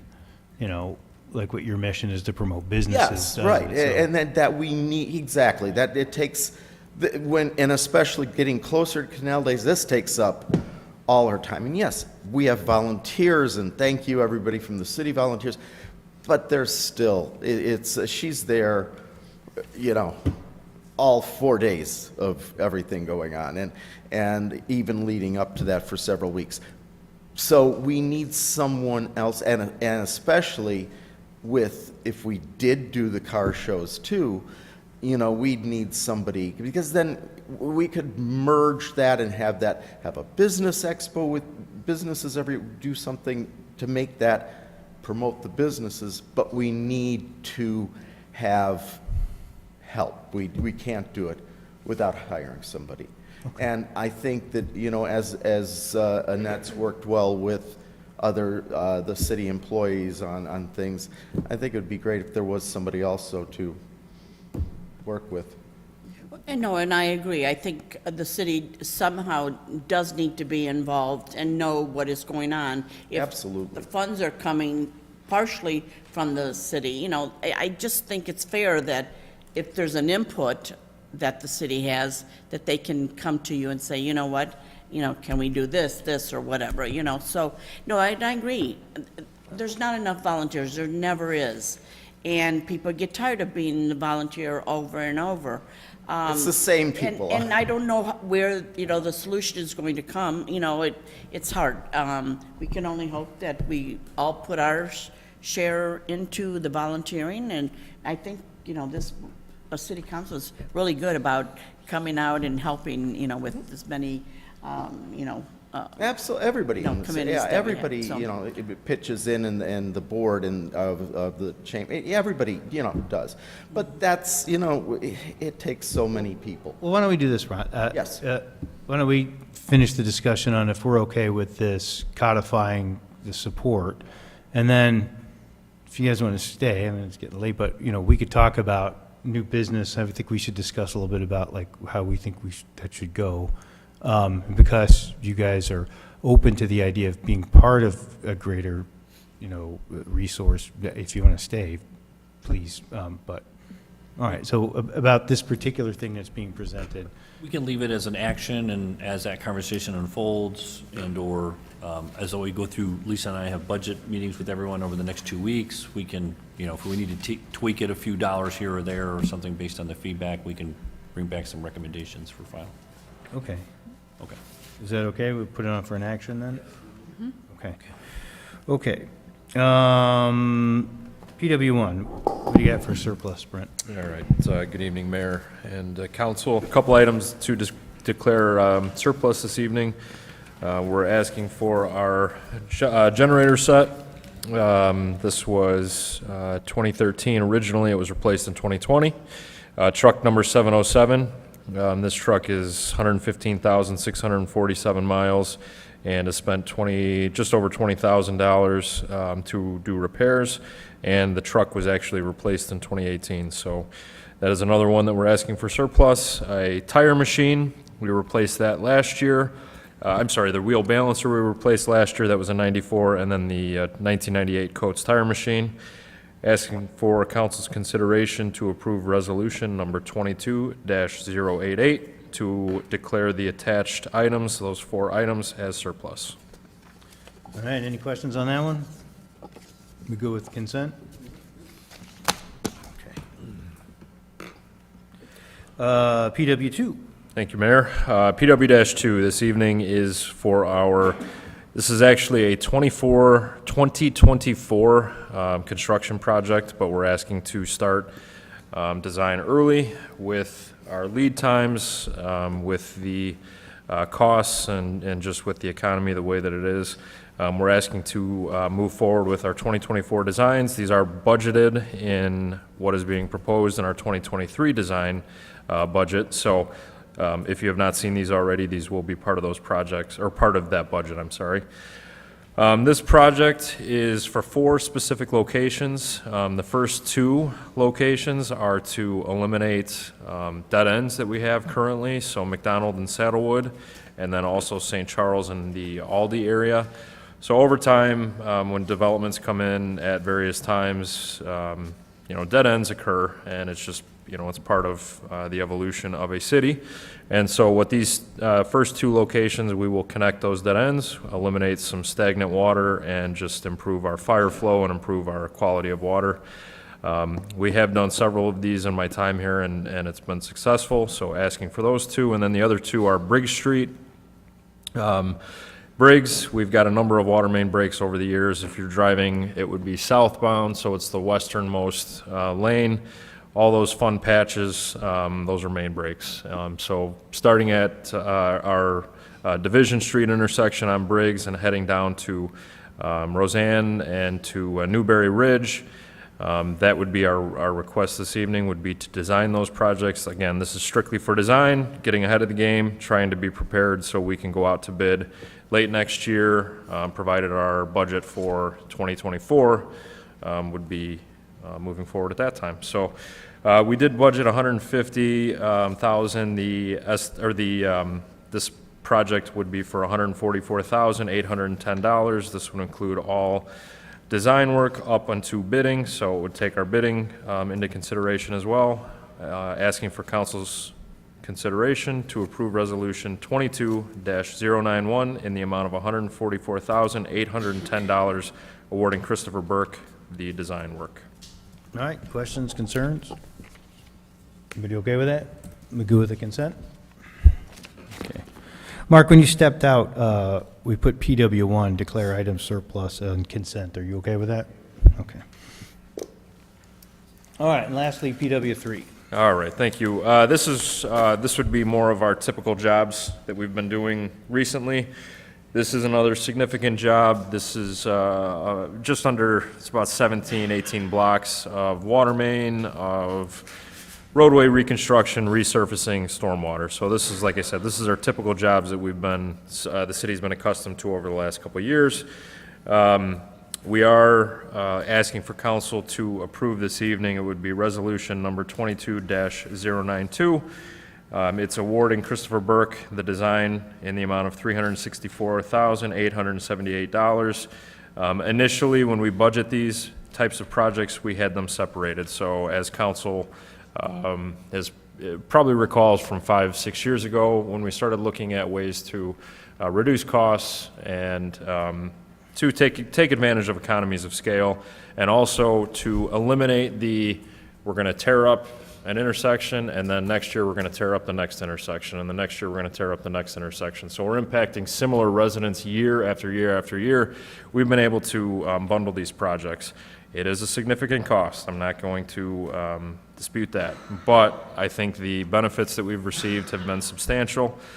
So this evening we'd be looking at this 12th Street, Hamilton, Washington, and Lincoln. These are water main replacements. These are based on our needs of main breaks. These areas have limited or no curb and limited or no storm sewer. So this would be in the entire project. Again, this would be designed in '23 with the hope to go out at late '23. So we'd be going out to bid around this time next year, and we would be awarding that job again based on council's concurrence next year at budget time. Any questions? I would take those, but we're asking for $364,878 to be awarded to Christopher Burke, resolution number 22-092. So Brent, I'm confused on one thing. So PW2's water main projects, why did we break these apart and it's not just a single job? Those are a little bit more specific. So those are taking care of some dead ends that we've had over the years. So that will be bid as a separate project. This is more of a project that's in one area. So it's 17. So after the design, blocks. if once that's done, when we go to bid, we bid on it holistically. We would bid separately. Yeah, okay. Because So- they're yeah, two, so- yes, but- all right, I two got you. distinct projects, and Okay. yeah. I follow. All right. Thoughts, concerns, questions? Okay, looks like we'll put it on for consent. Thank you. All right. So then we're going to roll into new business. I do have a few things I wanted to bring up. Start with a positive one because we need some fun stuff. So I went to the America in Bloom conference in St. Louis the other day, and it was actually really, really interesting. And they had a lot of great ideas they came up with, other cities have done or implemented. And I thought, wow, some of these could be really fun for us to explore. I did reach out to Christina and Joanne just to see if they'd be interested in maybe driving some of these ideas. Of course, anybody's welcome to be part of it, but I'll just put a few of the ideas out there that I thought were interesting.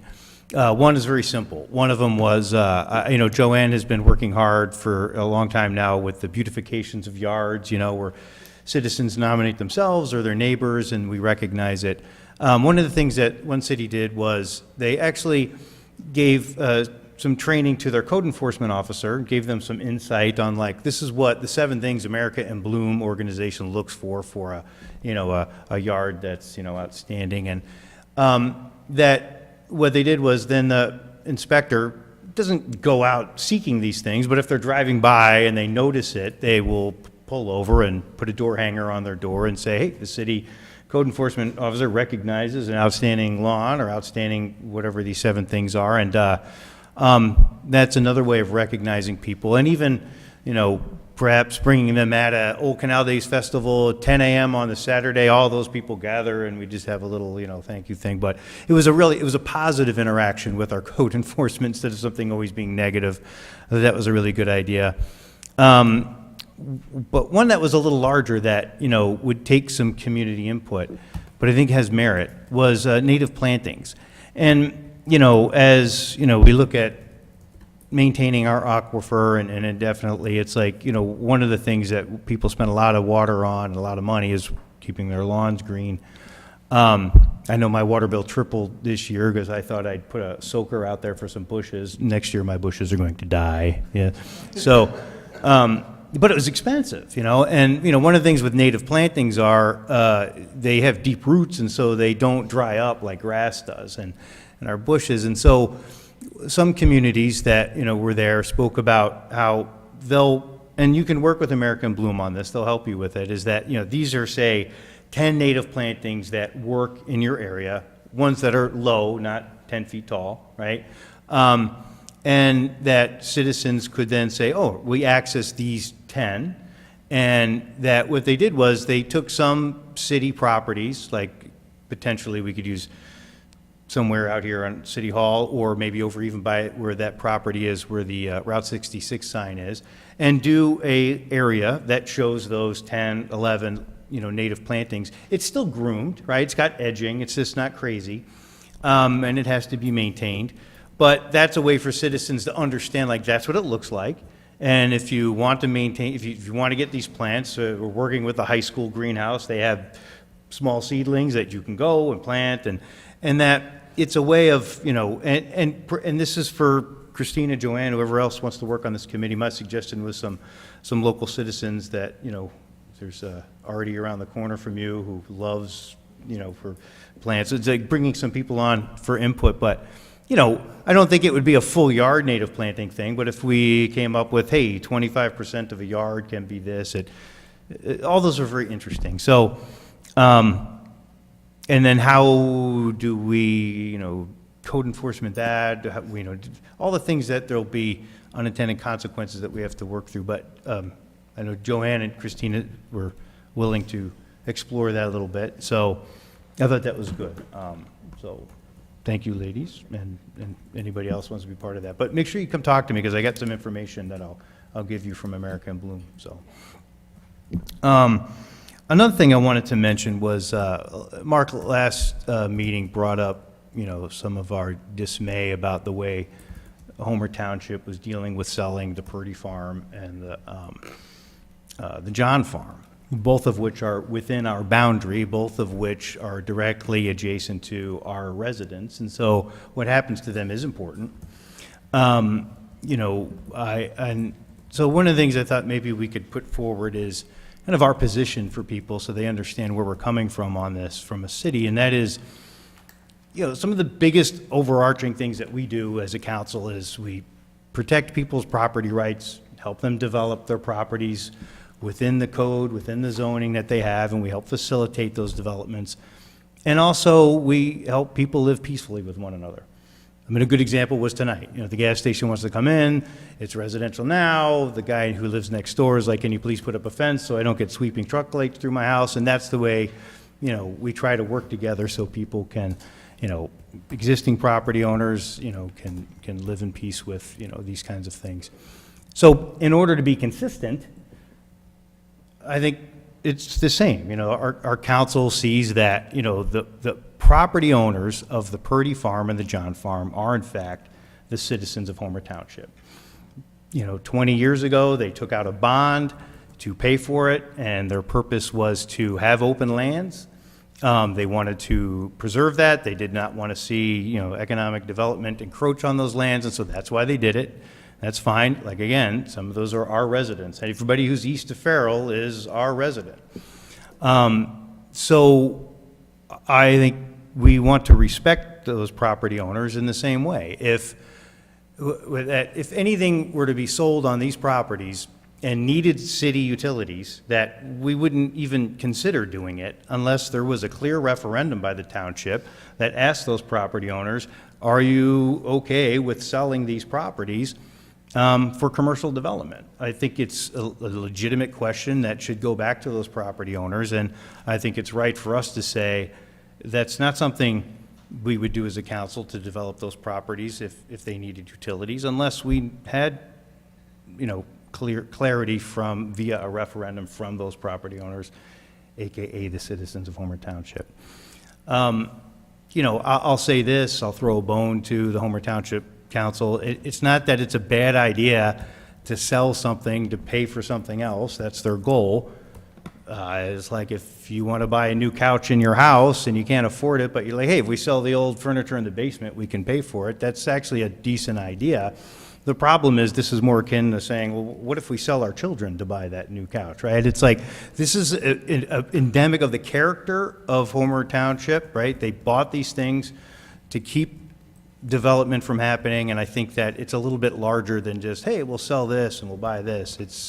They need to ask a deeper question, and I think as a council, we've always respected our property owners in that respect, and I think that's our position, that we put out there publicly is, short of a referendum, we wouldn't even consider it. And even if there is a referendum, it's still going to be problematic because neither of these properties have ever been factored into any of our water and sewer development. So even with that, it would still be problematic.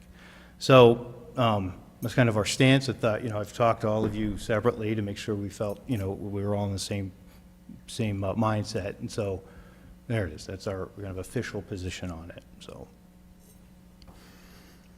And then lastly, I have asked Sonny and the chief to look at crafting a letter that we could send to our legislatures that has to do with, the current problem that we're seeing with what's called the Safety Act. If you guys remember, it was originally passed as, what was it, HB 3536 or something? It was a House Bill 3653. It was, passed, signed into law on January 22nd of 2021. Yeah, if you recall, we had we sent a letter to the governor at the time saying that it was police reform. There was a lot of things in it that were good, a lot of things that we even agreed with, body cameras, that's fine. Our police even, are fine with that. They like to be able to have records of what happened, but the problem was it went from a 70-page bill to a 700-page bill like in a day and got voted on at 11:30 at night. And there was a lot of issues with it. And, when we originally voiced our concern and sent it to the governor, fortunately, the legislature has reworked some of that, which is good. But the one piece that's still outstanding is the cash bail. So there is some problems with it, and it's about to be implemented on January 1st. The problem is they removed cash bail, but they haven't replaced it with anything. And there's been, I know that we talked with Matt Matan. He's the actually chief of Lamont, but he's also the head of the Association Illinois Police Chief, so he's very much in tune with all this, and that was his dismay. It's like they haven't replaced it with anything, and we've recommended some things. There's some things in New Jersey that have been working that replace cash bail. We've asked them to consider that, but once again, it seems like the discussions are behind closed doors. They're not involving chiefs and people that have to enforce the law around the state. So what I've asked them to do, and I'm looking for if we're okay with this, is that Sonny and the chief can craft a letter saying, look, we're asking our legislators to clarify, any of these issues that are still outstanding and to not implement it in its current form come January 1st unless those changes are made. And we're asking you to work with local courts and district attorneys and chiefs to make sure that there's buy-in and that we find a system that does work and is equitable for everybody and also keeps our citizens safe and holds people that break the law accountable. So if you guys, and I figured instead of a resolution with a bunch of wherefores and where thous, we just write a support letter. It's what we did the last time. So any comments and thoughts before? I guess I don't understand. From what I've read and heard in the news, I don't really understand what's wrong with this? What's wrong with having no cash bail for some people? So I don't. Chief, maybe you can talk about some of the problems that you're still seeing. Yeah, sure. there. You know what, a lot of the stuff in the bill, it's understandable, it makes sense. There are a lot of areas that are still unclear. We need more guidance, more direction. We're running out of time. There's a lot of government entities. I mean, we reached out to the AG's office. We don't have clear direction on which way this is going to go for some of these things. Cashless bail affects a lot of things, right?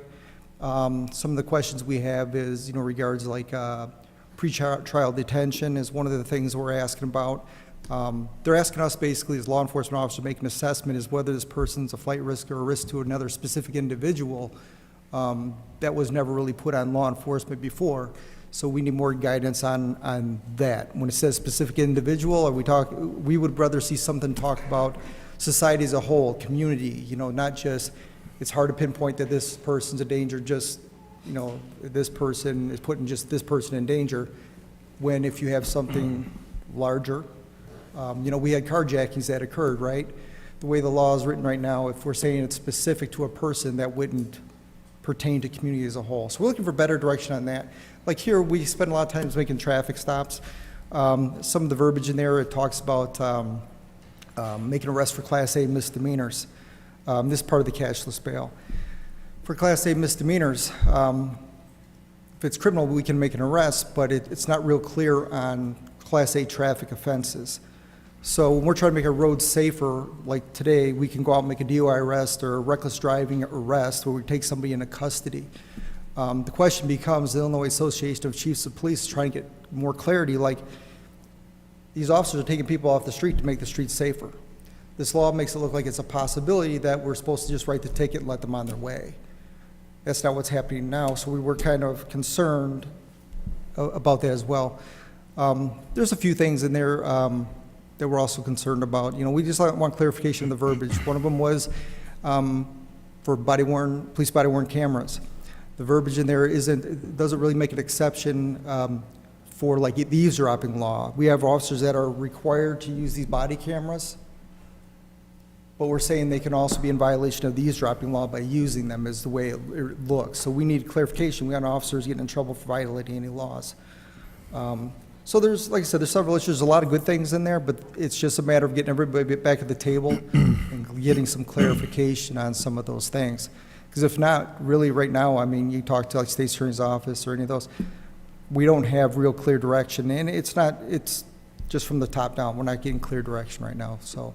And I think we're just trying to do a pragmatic approach, trying to cut through the hyperbole. I mean, I hear it on both sides, right? The governor brings up an example of, well, you know, the single mom who gets caught shoplifting, trying to feed her child, has to go to jail for 30 days because she doesn't have $200. And of course, everybody has sympathy with that. But the truth is, judges already have discretion to not send her to jail for that. So it's kind of a straw man argument. And on the other side, you hear it too. People are like, oh my gosh, the jails are going to empty January 1st. So I'm not here to, you know, pound the rhetoric on either side of this debate. I'm just here to try to solve some of the pragmatic problems that our law enforcement officers are facing. So, okay. All right, so we good with that sort of letter? All right, so they'll craft it up for us and we can all take a look at it and send it out. All right, thanks. Sorry, it was a lot for new business. I apologize. Anything else? I do have a card from Judith Wilson under open comments. So Judith, please, thank you for your patience. If you want to come up and tell us what's on your mind. Sure, thank you. My comment is, I live in the Woodlands Townhome Association, and this is Tree Line and McGregor. And it has been sold in 2019, and since then we've been arguing to keep it cut since 2004 or 7, it was our responsibility to maintain that. So we've spent roughly $3,000 a year having the grass cut. Well, this was sold out without any contact. Supposedly, postcards were sent to people on Tree Line for concerns. Nobody replied. No one contacted the officers either. So now we're just trying to keep it cut. The city is ordering it cut by a private landscaper whenever it reaches 8 inches. so it's not looking as nice as it was. We're having a general meeting the 13th of October, where some of you are going to attend, and we would like it resolved. We would, more than likely take it back. There are rumors that people want the association dissolved, so therefore, the city's going to be still stuck cutting by complaint. That's pretty much it. All right, thanks. Did I understand, Lance, that you guys have had some discussions with this? Can you? Yeah, we've been working on this since April of this year, and for many years in the past. What our understanding is that this parcel, it's a detention basin. Like, unfortunately, a number of things that got caught up into a tax sale. Somebody bought it thinking that they could build something on it without looking at the property. If you've ever been to a tax sale, you basically get a book with a whole bunch of random properties throughout the county that nobody's paid property taxes on, so it gets put out to a land sale or a tax sale. This person bought it for $702, realized that they couldn't do anything with it. They did call us 3 years ago, probably when they bought it at the tax sale, asked if they could put townhomes on it. We said no, it's part of the stormwater storage that was designed as a part of this development, and was probably designed as an outlot as a part of that overall development, but then just never got taxes paid on it, whether it was from the HOA or whoever owned it at that point. And so we have been struggling with this particular property owner because he has basically said, I'm not going to maintain it. So you guys can go ahead and mow it. You can lien me as many times as you want. I don't really care because I don't want this property. We have fined him $750 because he didn't show up at the adjudication court after the first citation that we wrote. He has, I think, 3 grass cutting liens on the property at this point. It's one of those challenging scenarios where we unfortunately have very little leverage to do anything, but continue to send Berry Landscaping out to mow the grass without any other real recourse, because it's just open space. If it was a dilapidated home or other things like we are doing for a couple other properties, we can take that through the court, get a demolition authorization to be able to take those properties down. But with a site that is just simply grass, there's no structure, there's no value in the property outside of the care and concern that the neighbors have, which we certainly respect and have tried to work with to try and do what we can. But it's a property owner that has no interest in maintaining his property, doesn't care how many times he's cited or fined or liened, and doesn't really care, unfortunately. Is he letting the taxes go, or he's not paying taxes so that he loses it too? Which doesn't matter, I mean, it just, then somebody else will. Yeah, when someone purchases a property at tax sale, the first year there is no tax assessment, so he probably didn't pay that subsequent year. I believe that there may be very low, I mean, it's like a couple $100. So, usually that's what happens. They don't end up, paying the taxes, then it goes on auction again, and then somebody else buys it at auction, and the cycle continues. So under the current subdivision, it is the responsibility of the HOA to maintain it. I believe that there's a dormant, special assessment, special service that we can, if the city maintains it, and we could end up like putting it on the property tax for all the property owners in that subdivision. I mean, obviously, that's not something that we want to do. We'd rather have the private owners maintain their own property because the city should not be maintaining a private property. We do have the option to foreclose on the lien, and that may end up rectifying the issue, but again, you have to go through the court system to do that. So it may take a year or two, maybe a year to get it rectified. But meanwhile, it is the HOA's obligation to make sure that they clear that detention area so it doesn't impact any of the other surrounding areas with stormwater. Okay. I'd So like Judy, you to say that at the meeting that I invited you to. Yeah, I may not be able to attend, but I will send all the information to city staff. We Yeah. were I'll be never there. given title on that. Washburn went belly up in 2007, so we never got the title to that. And we maintained it. I did not know there was title. The description sounds like it's the last lot in the subdivision. So that, and, you know, by the time it went to sale, we told him we would take it with a quick claim deed if he paid the costs. He wanted $45,000. Oh, yeah, there was like a... Yeah. Hey, Judith, how do you feel about native plantings? Yeah. So,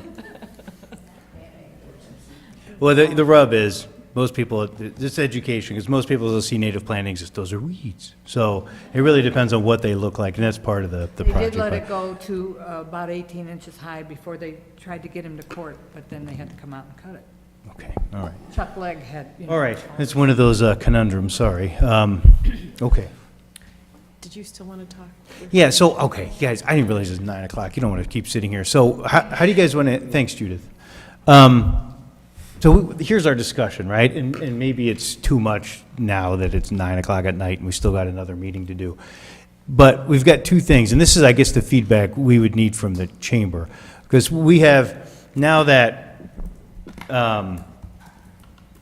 the car show and Christmas in the Square are being basically vacated. Now, the township and the Park District are still going to donate financially to it, which is good, but they just can't give people to it.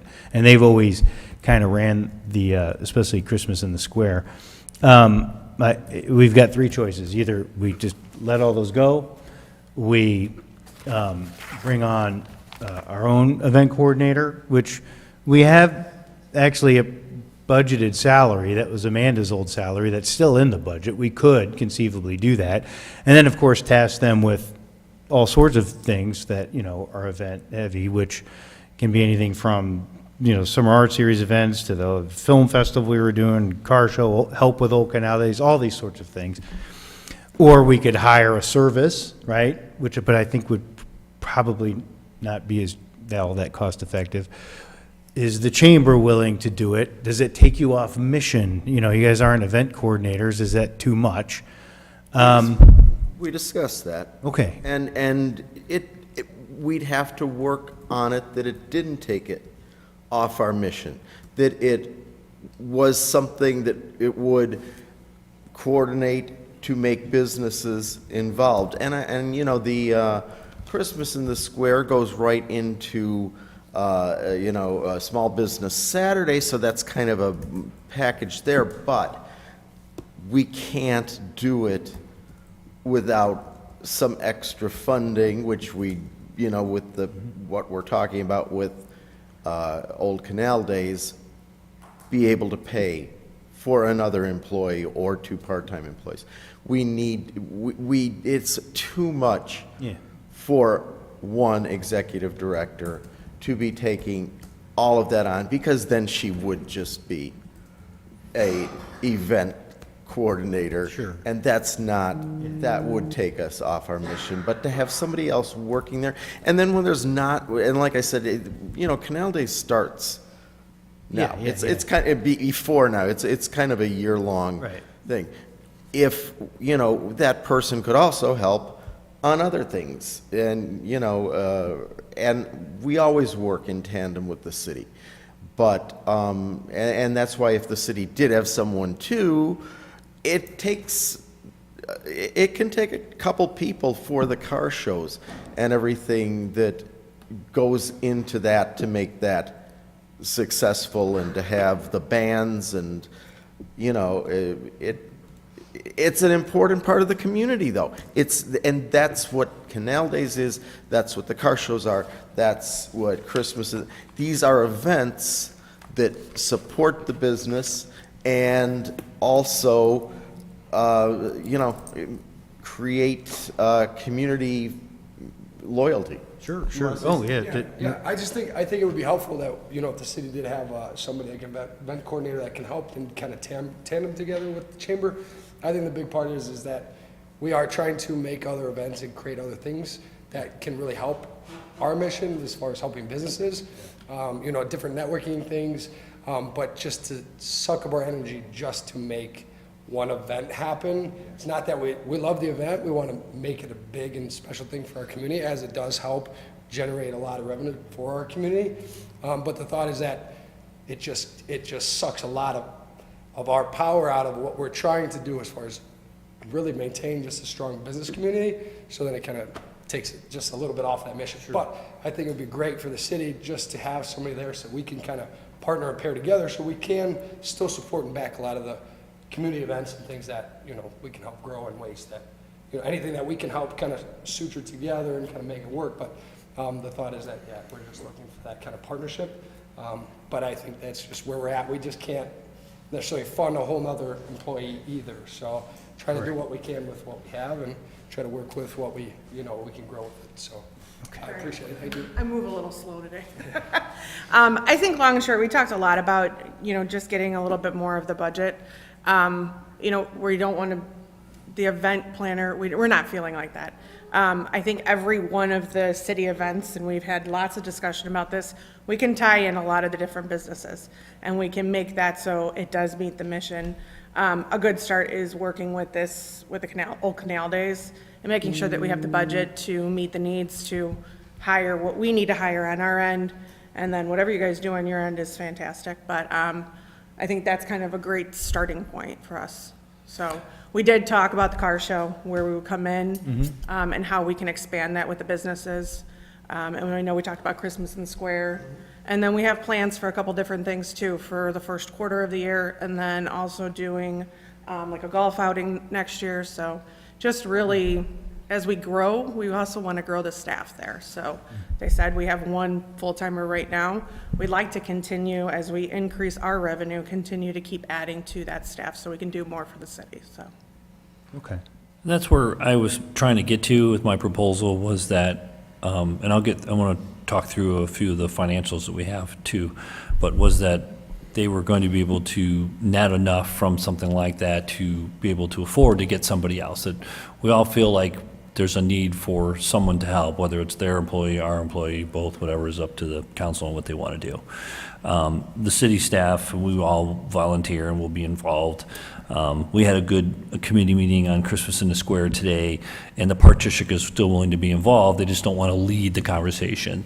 The Park District is willing to give us money towards it. The township has given us money towards it, and the city budget also puts a little bit into it. And that's where the money came from for car shows and Christmas in the Square. Old Canal Days was always kind of separate, but now we're talking about kind of together. So I just want to make sure you all understand where all the finances are.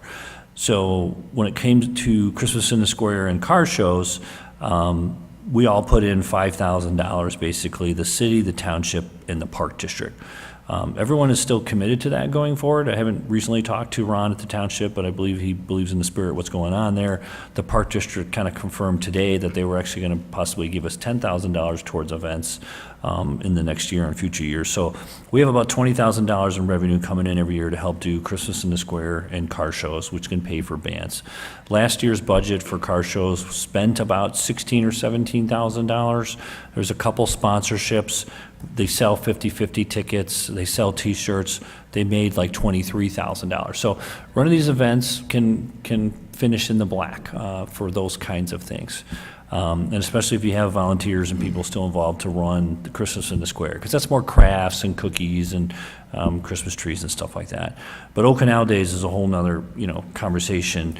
The idea of the budget being increased from the city to the requested $125,000 to underwrite most of the cost, or a lot of the cost, was my intent was that would create the opportunity. I wasn't asking to be reimbursed or shared profits, that the chamber was able to utilize those funds to feel more comfortable about the risk and underwrite the event and make the decisions they need to do, but also hire someone to help them do it, because I knew Renette couldn't do it alone.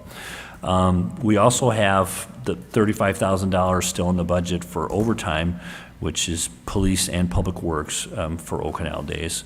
And then we have the vacant position that the mayor mentioned, which was a previous person that salary and benefits was, close to $100,000. So there's chunks in the budget that's already there. Lisa and I built the budget this year, or I should say Lisa built the budget this year.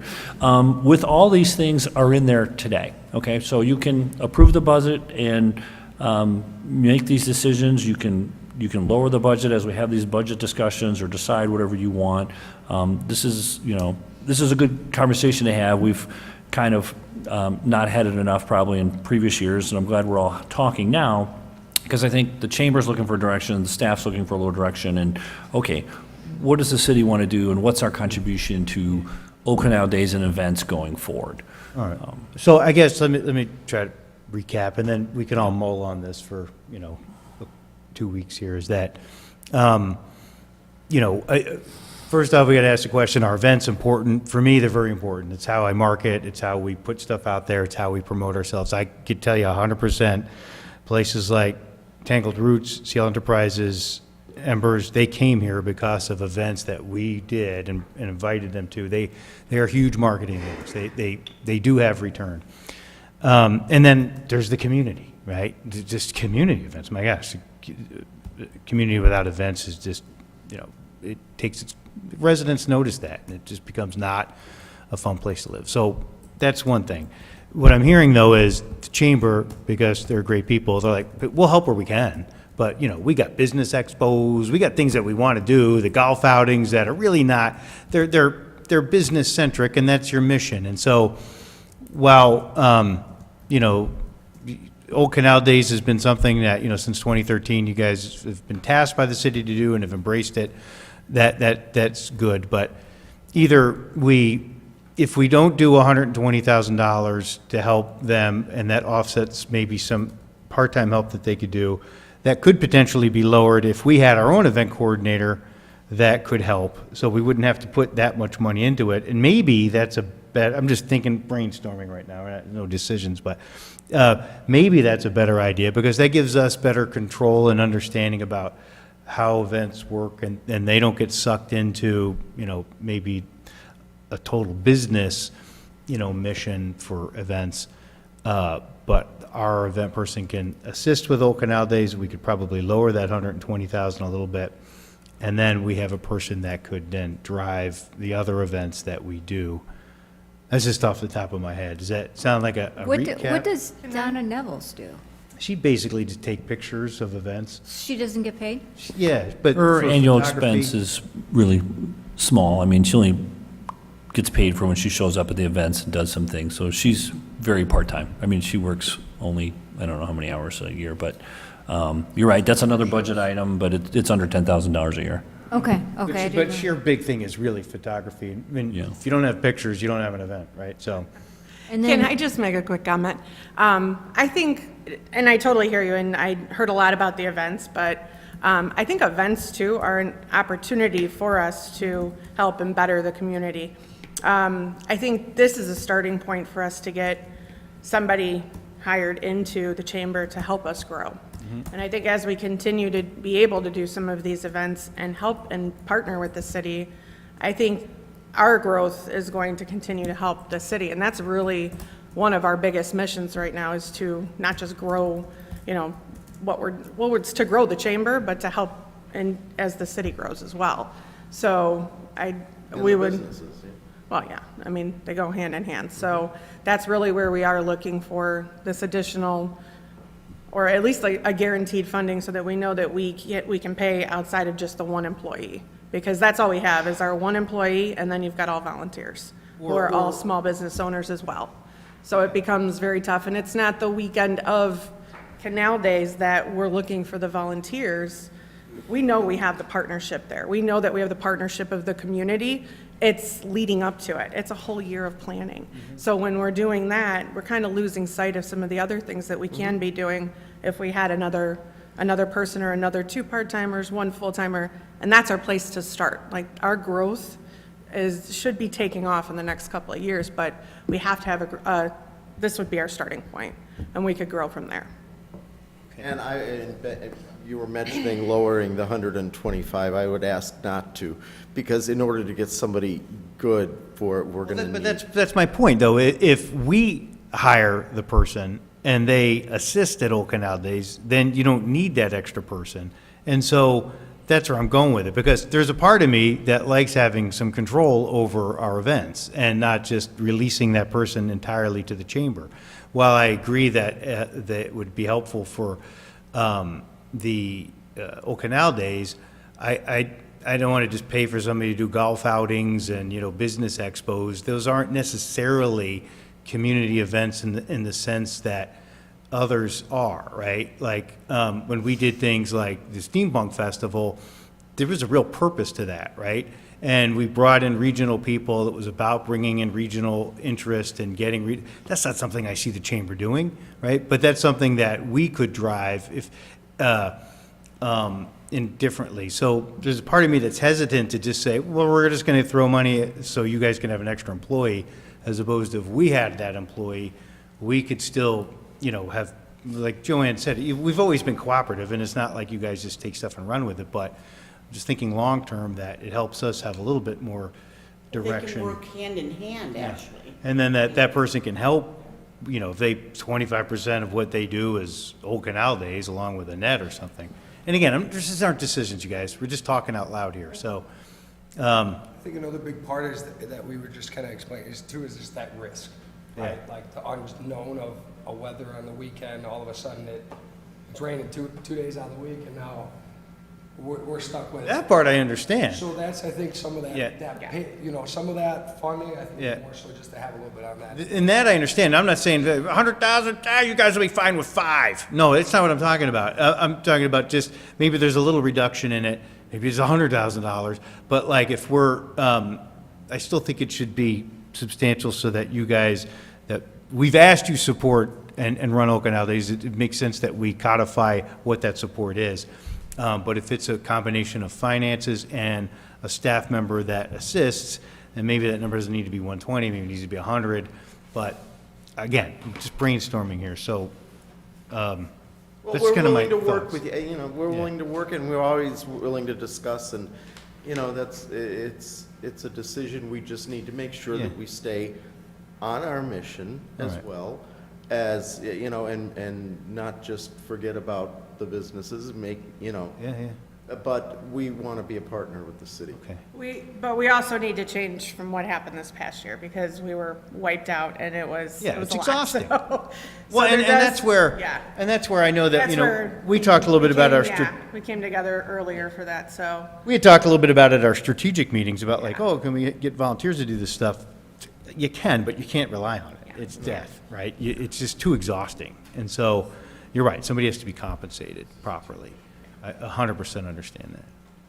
Well, if you guys are okay, we've got a lot to think about. Why don't we just mull this over and think about it and give input as we go over the next couple of weeks, and we can have conversations. And It should be a conversation for next meeting as well, because there's other expenses just beyond 100,000 or 125,000 that the city expends that we talked about tonight. So, yeah, there are additional conversations that have to be had. It's just a lot on the plate right now in terms of today's meeting. We can send an email that kind of gives a small rundown of all the funds that are connected with events and everything and the people that could be done. So then at least you know what the numbers are and make decisions. Well, on behalf of the council, thank you, Chamber, for all the work that you do and taking on Old Canal Days for us. And it's a huge thing. And I know we'll find a good working relationship, and you guys will feel comfortable moving forward and not, being worried about rain, for goodness sakes. Nobody should have that kind of pressure. So, thank you. We'll figure this out. Thank you. Thank you. Sounds good, thank you. Okay. All right. If there's nothing else, then you guys want to do a motion to adjourn? So move. Joanne? Second. Second by Christina. All in favor? Aye. All right. If you guys don't mind, we'll take just a couple minutes. Yeah. Quick, I haven't even had dinner yet.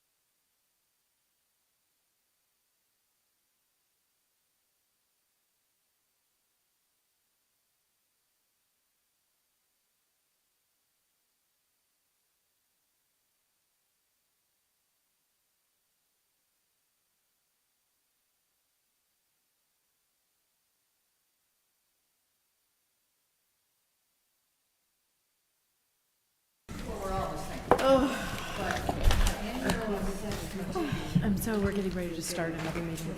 This will go fast. Oh, my goodness. Okay, roll call. Saban is absent. Bartleson. Here? Lobes. Here. Bergbauer. Here. Galogly. Here. Schreiber. Here. Harris. Here. And Kostecki is absent. We have a quorum. Right on, thank you. Okay, so tonight we're looking to have a motion for a consent agenda. So moved. Mark, Second? and seconded by Joanne. All in favor? Aye. Okay, so looking for approval for our consent agenda for committee of the whole meeting minutes from September 21st, our regular city council meeting minutes from September 21st, our payroll period ending September 18th, our AT1, which is Second Amendment to the Purchase and Development Agreement at 1016 South State, giving an extension for the deadline, and then PW1, which is replacement of Lockport Heights submersible pump number 2. So looking for a motion to approve. So moved. Second. Mark and Christina, may we have a roll call, please? You got it. Saban. Oh, sorry, absent. Bartleson. Here, yes. Lobes. I'm still here. Yes. Bergbauer. Yes. Galogly. Yes. Schreiber. Yes. Harris. Yes. And Kostecki is absent. Motion passes. All right. First thing, we're looking for a motion to approve our bills from September 27th. So moved. Second. All right, Mark and Larry, any questions? No. All right, then we'll do a roll call, please. You got it. Saban is absent. Bartleson. Yes? Lobes. Yes. Bergbauer. Yes. Galogly. I abstain. City of Lockport is paying my employer for some water material. Schreiber. Yes. Harris. Yes. And Kostecki is absent. Motion passes. Okay, and last, we're looking for a motion to approve a change order to a contract previously entered into with Core Construction for remodeling of the police station. We're looking to approve this, install some flooring. I don't know if we need to expand on it. Do you guys have any questions about this one? Do I have to make the motion first, then he can talk? or- Yeah, we make a, motion, I'll make that So motion. moved. Second. yeah. JR and Mark. JR and Mark, thank you. You want to just give a quick rundown what's going on? Sure, yeah. This year, we've been working quite extensively on updating an aging building there at the police department. Earlier this year in July, you guys graciously allowed us to start some renovations. It included the stripping of the wallpaper. Unfortunately, behind the wallpaper, we found mold, right? They removed the wallpaper, they remediated it, they repainted the walls. They're starting to get to the doors, very slowly, but getting to the doors as far as sanding and staining the aged wood doors.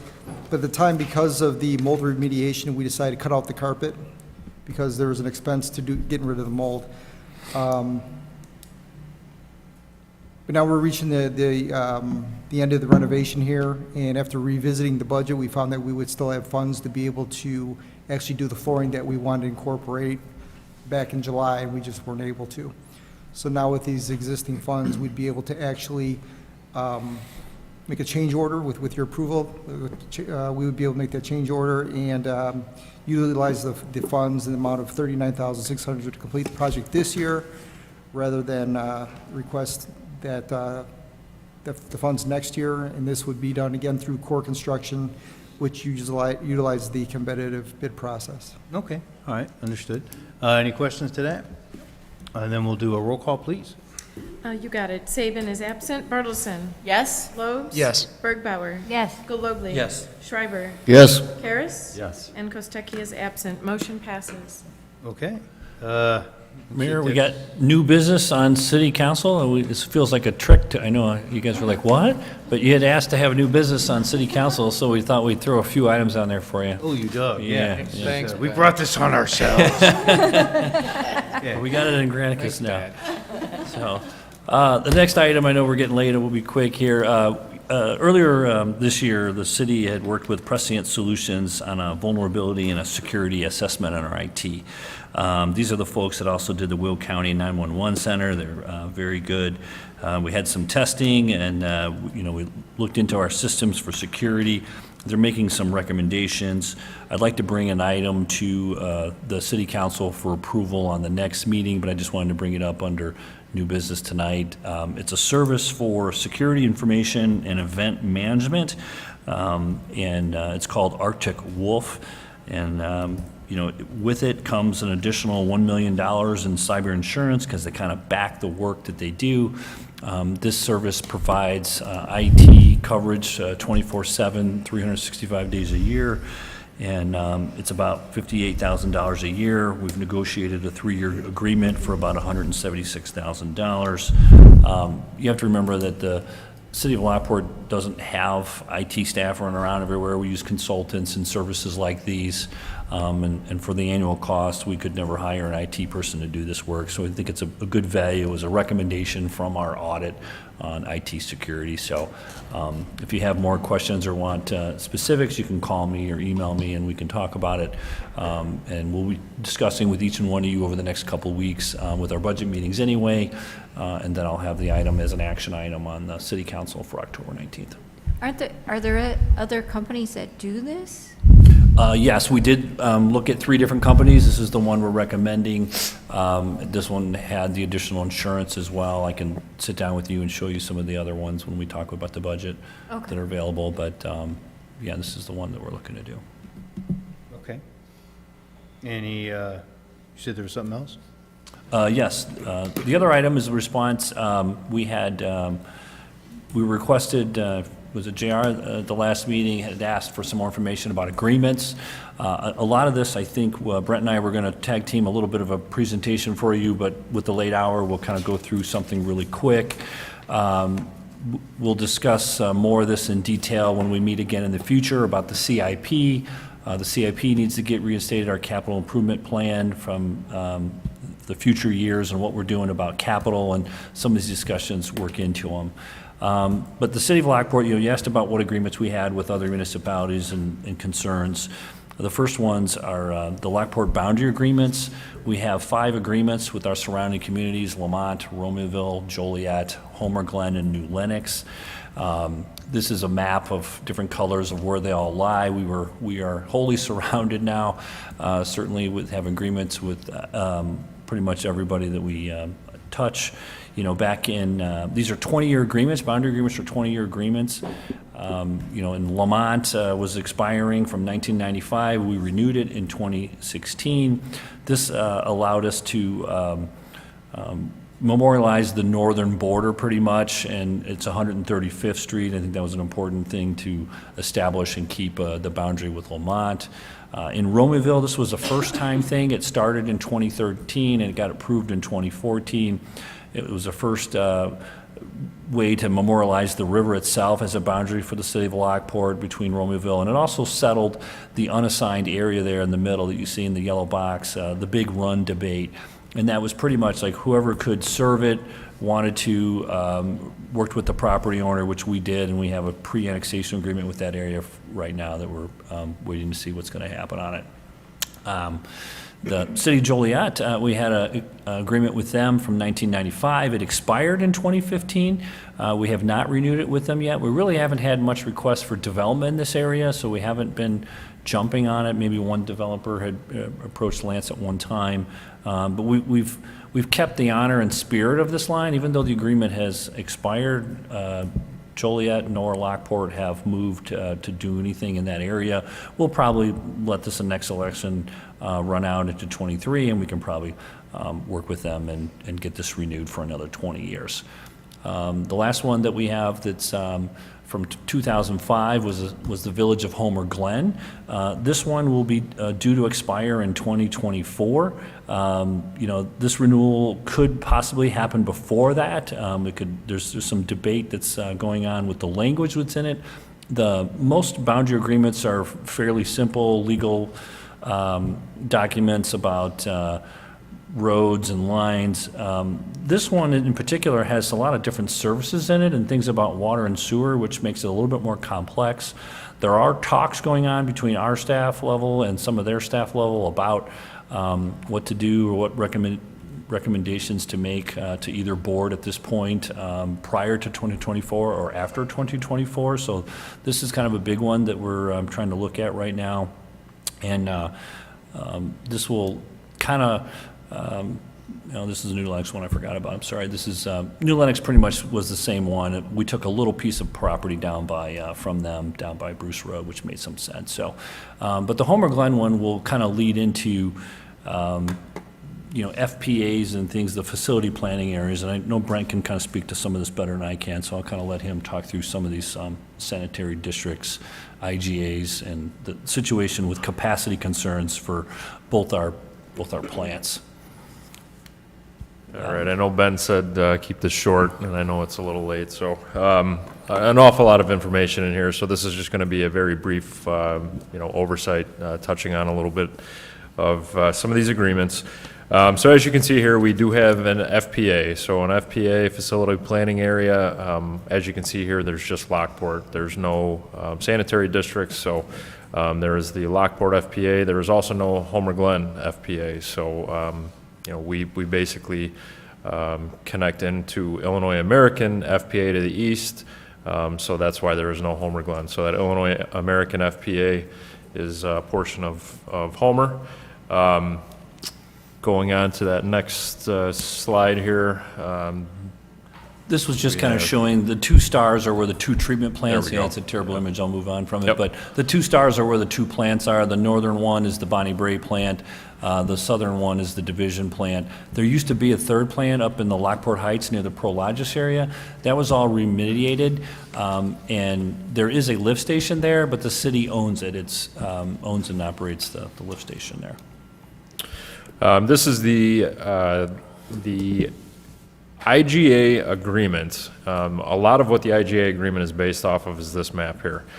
So the middle section, which is outlined in green, that is Bonnie Bray. So you can see what most of us would consider Bonnie Bray to the far west edge.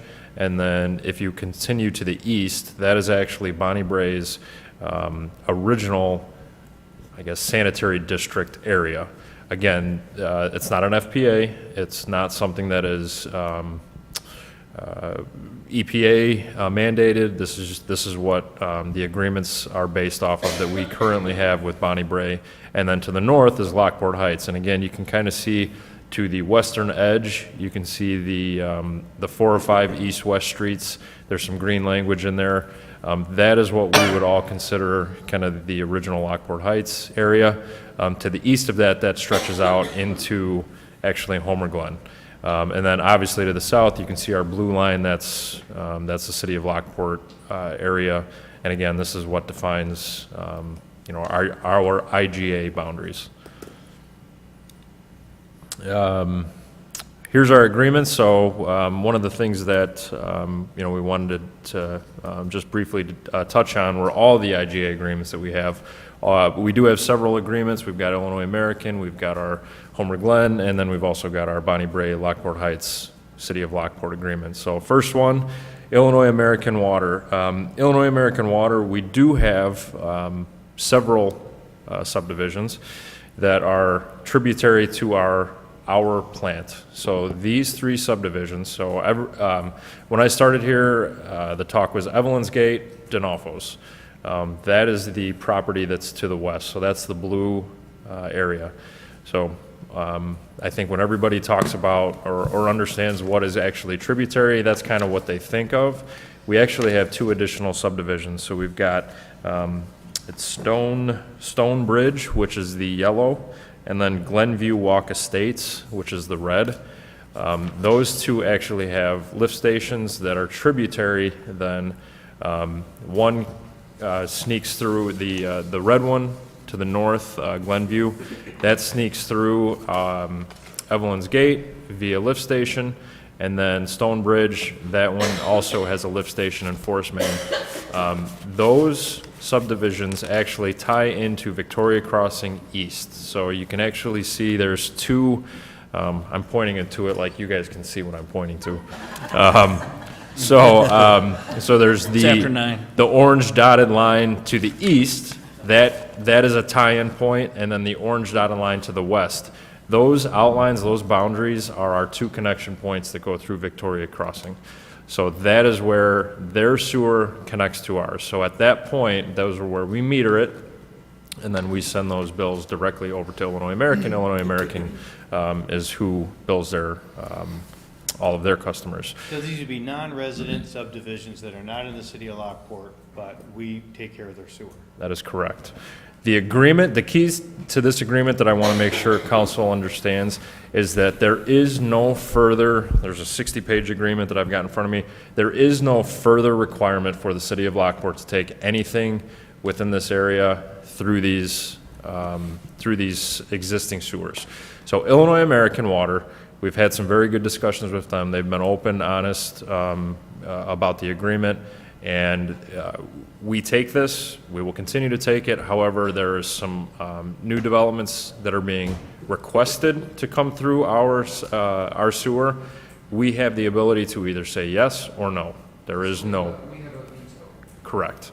And With the Illinois American group. with the Illinois American, and they have been 100% open and good to talk about it. And they said, if you guys want, we can talk about, you know, new, whatever you'd like, new rates or you know, considerations. Again, they're not trying to force anything down our throat. Illinois, if I could jump in, Brent, Illinois American also has a treatment plant of their own further east that serves most of Homer Glen. And I understand in talking to them, they have capacity concerns on their plant as well, which is now leading into our plants and where these go to and our capacity concerns. These flows actually go all the way to our Division Street plant, which is the one we're expanding currently, and we want to spend millions of dollars to add capacity for. So, again, there's no obligation to take more flows from these guys.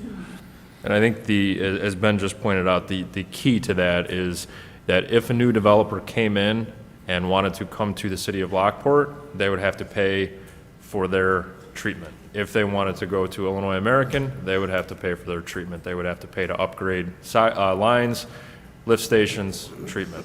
So it would be, you know, it's not like the city of Lockport would be putting anything that they would not have to do elsewhere. So that takes kind of care of the Illinois American. That's a pretty straightforward agreement. Homer Glen wastewater treatment agreement. So this is the Fitiment Creek sewer. This was installed in 2018-19. This actually starts at it would be the valley as you're moving from 159th Street north on Gauger to 151st Street. There is a valley. That is the point that this sewer, so this green line is currently installed. This is tributary to Bonnie Bray treatment plant. So this line connects, again, we have a meter at that point. At Gauger, that meter is what we bill Homer Glen. Homer Glen then would take that and they would distribute that amongst their customers. Today, the only thing that is on that is the gas and wash. So the gas and wash on the northeast corner of 159th and Gauger Road is the only thing that is connected. If there's additional flows that are coming through there, they are rainwater, you know, seepage, you know, all of that that would come in I&I, but they pay for that. So I want to be clear, you know, whatever comes through that meter, we send to Homer Glen. Something to point out on that one is that this whole area, you know, is kind of debated, and we're in recent conversations with their staff and our staff. And, you know, they are open to reopening this agreement and negotiating. You know, I've asked them for some more time to get some cost estimates and things, and I want to make sure that we talk about that with all of you when we get together and talk about our CIP, because capacity, this sewer here flows to the Bonnie Bray plant that the city operates and maintains, and it has capacity concerns. And so we're working with not only the IGA holders of Bonnie Bray and Lockport Heights, but Homer Glen in regards to capacity is running out. We all need to think about what we're going to do in investing, whether we're going to allow more capacity or not, or if we're going to, you know, all stop growing, or what those things are going to look like. So, So to be clear, we are near capacity. yes. So a comment made last week at a different villages meeting that it's at 30% capacity would not be an educated answer. I'm not sure where that number came from. Thank you. It's not 30%. But, so in the spirit of this evening, I think there were some other details and things we were going to get into. Why don't we save that for a future meeting when we get together about our capital improvement plan, because those cost expectations are going to be our budget considerations for the future. But this agreement in particular is the one that I think, you know, has some concerns to it. The other one is the existing three-way agreement. I don't know if I have a slide for that one, Brent, but Can you, Ben, could you go back? So, very quickly, the last thing that I want to kind of bring the two maps that we've looked at, or the couple of the maps, but the first map that showed the FPAs, this section is actually in, right there, Ben, if you can go back to that one. That one? Go two to the right. Yep. The Bonnie Bray section. So you can actually see the pink line that, again, it's hard to point out, but the pink line that goes basically through the Bonnie Bray area, because again, it's not an FPA, the Bonnie Bray tributary area, that line, thank you, Lance, that is the line, that's the Fitteman Creek line. So the Fitteman Creek line is in Bonnie Bray's area. It's also controlled by the Bonnie Bray IGA that we have with them. So just want to make that clear, that makes it a little bit tricky when we're talking about multiple agreements to talk about multiple different areas, so. That IGA is not going to expire until 2030, but we are having conversations with Bonnie Bray and Lockport Heights in the future about amending it as well, because at the end of 2030, it's like, do you let it expire, do you fix it? The main issue about the Bonnie Bray treatment plant is not only is it running out of capacity, it's an old package plant, which means it was never built to last a long time. It's near its end of life. They have asked us, and we were actually going to put in the budget some money to put into that plant, but we held off because why would we sink millions of dollars into a plant that may not have a very long future? And so there are many options that we could do.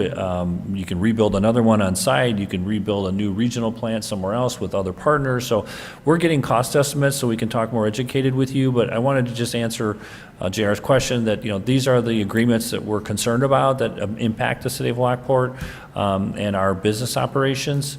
And so we're going to, again, get you some more information, and we can all discuss it and make some decisions once we have the cost estimates and get some final direction on which way you want to go, not only with direction for us on what to negotiate or not, but what kind of investments in our capital improvement plan do you want to put in for future. So, Thank you. that was as short as we can make it, Brent. All right. Well done. All right, friends. Anything else? We good? And we'll look for a motion to adjourn. So moved? All right. All in favor? Aye. Okay.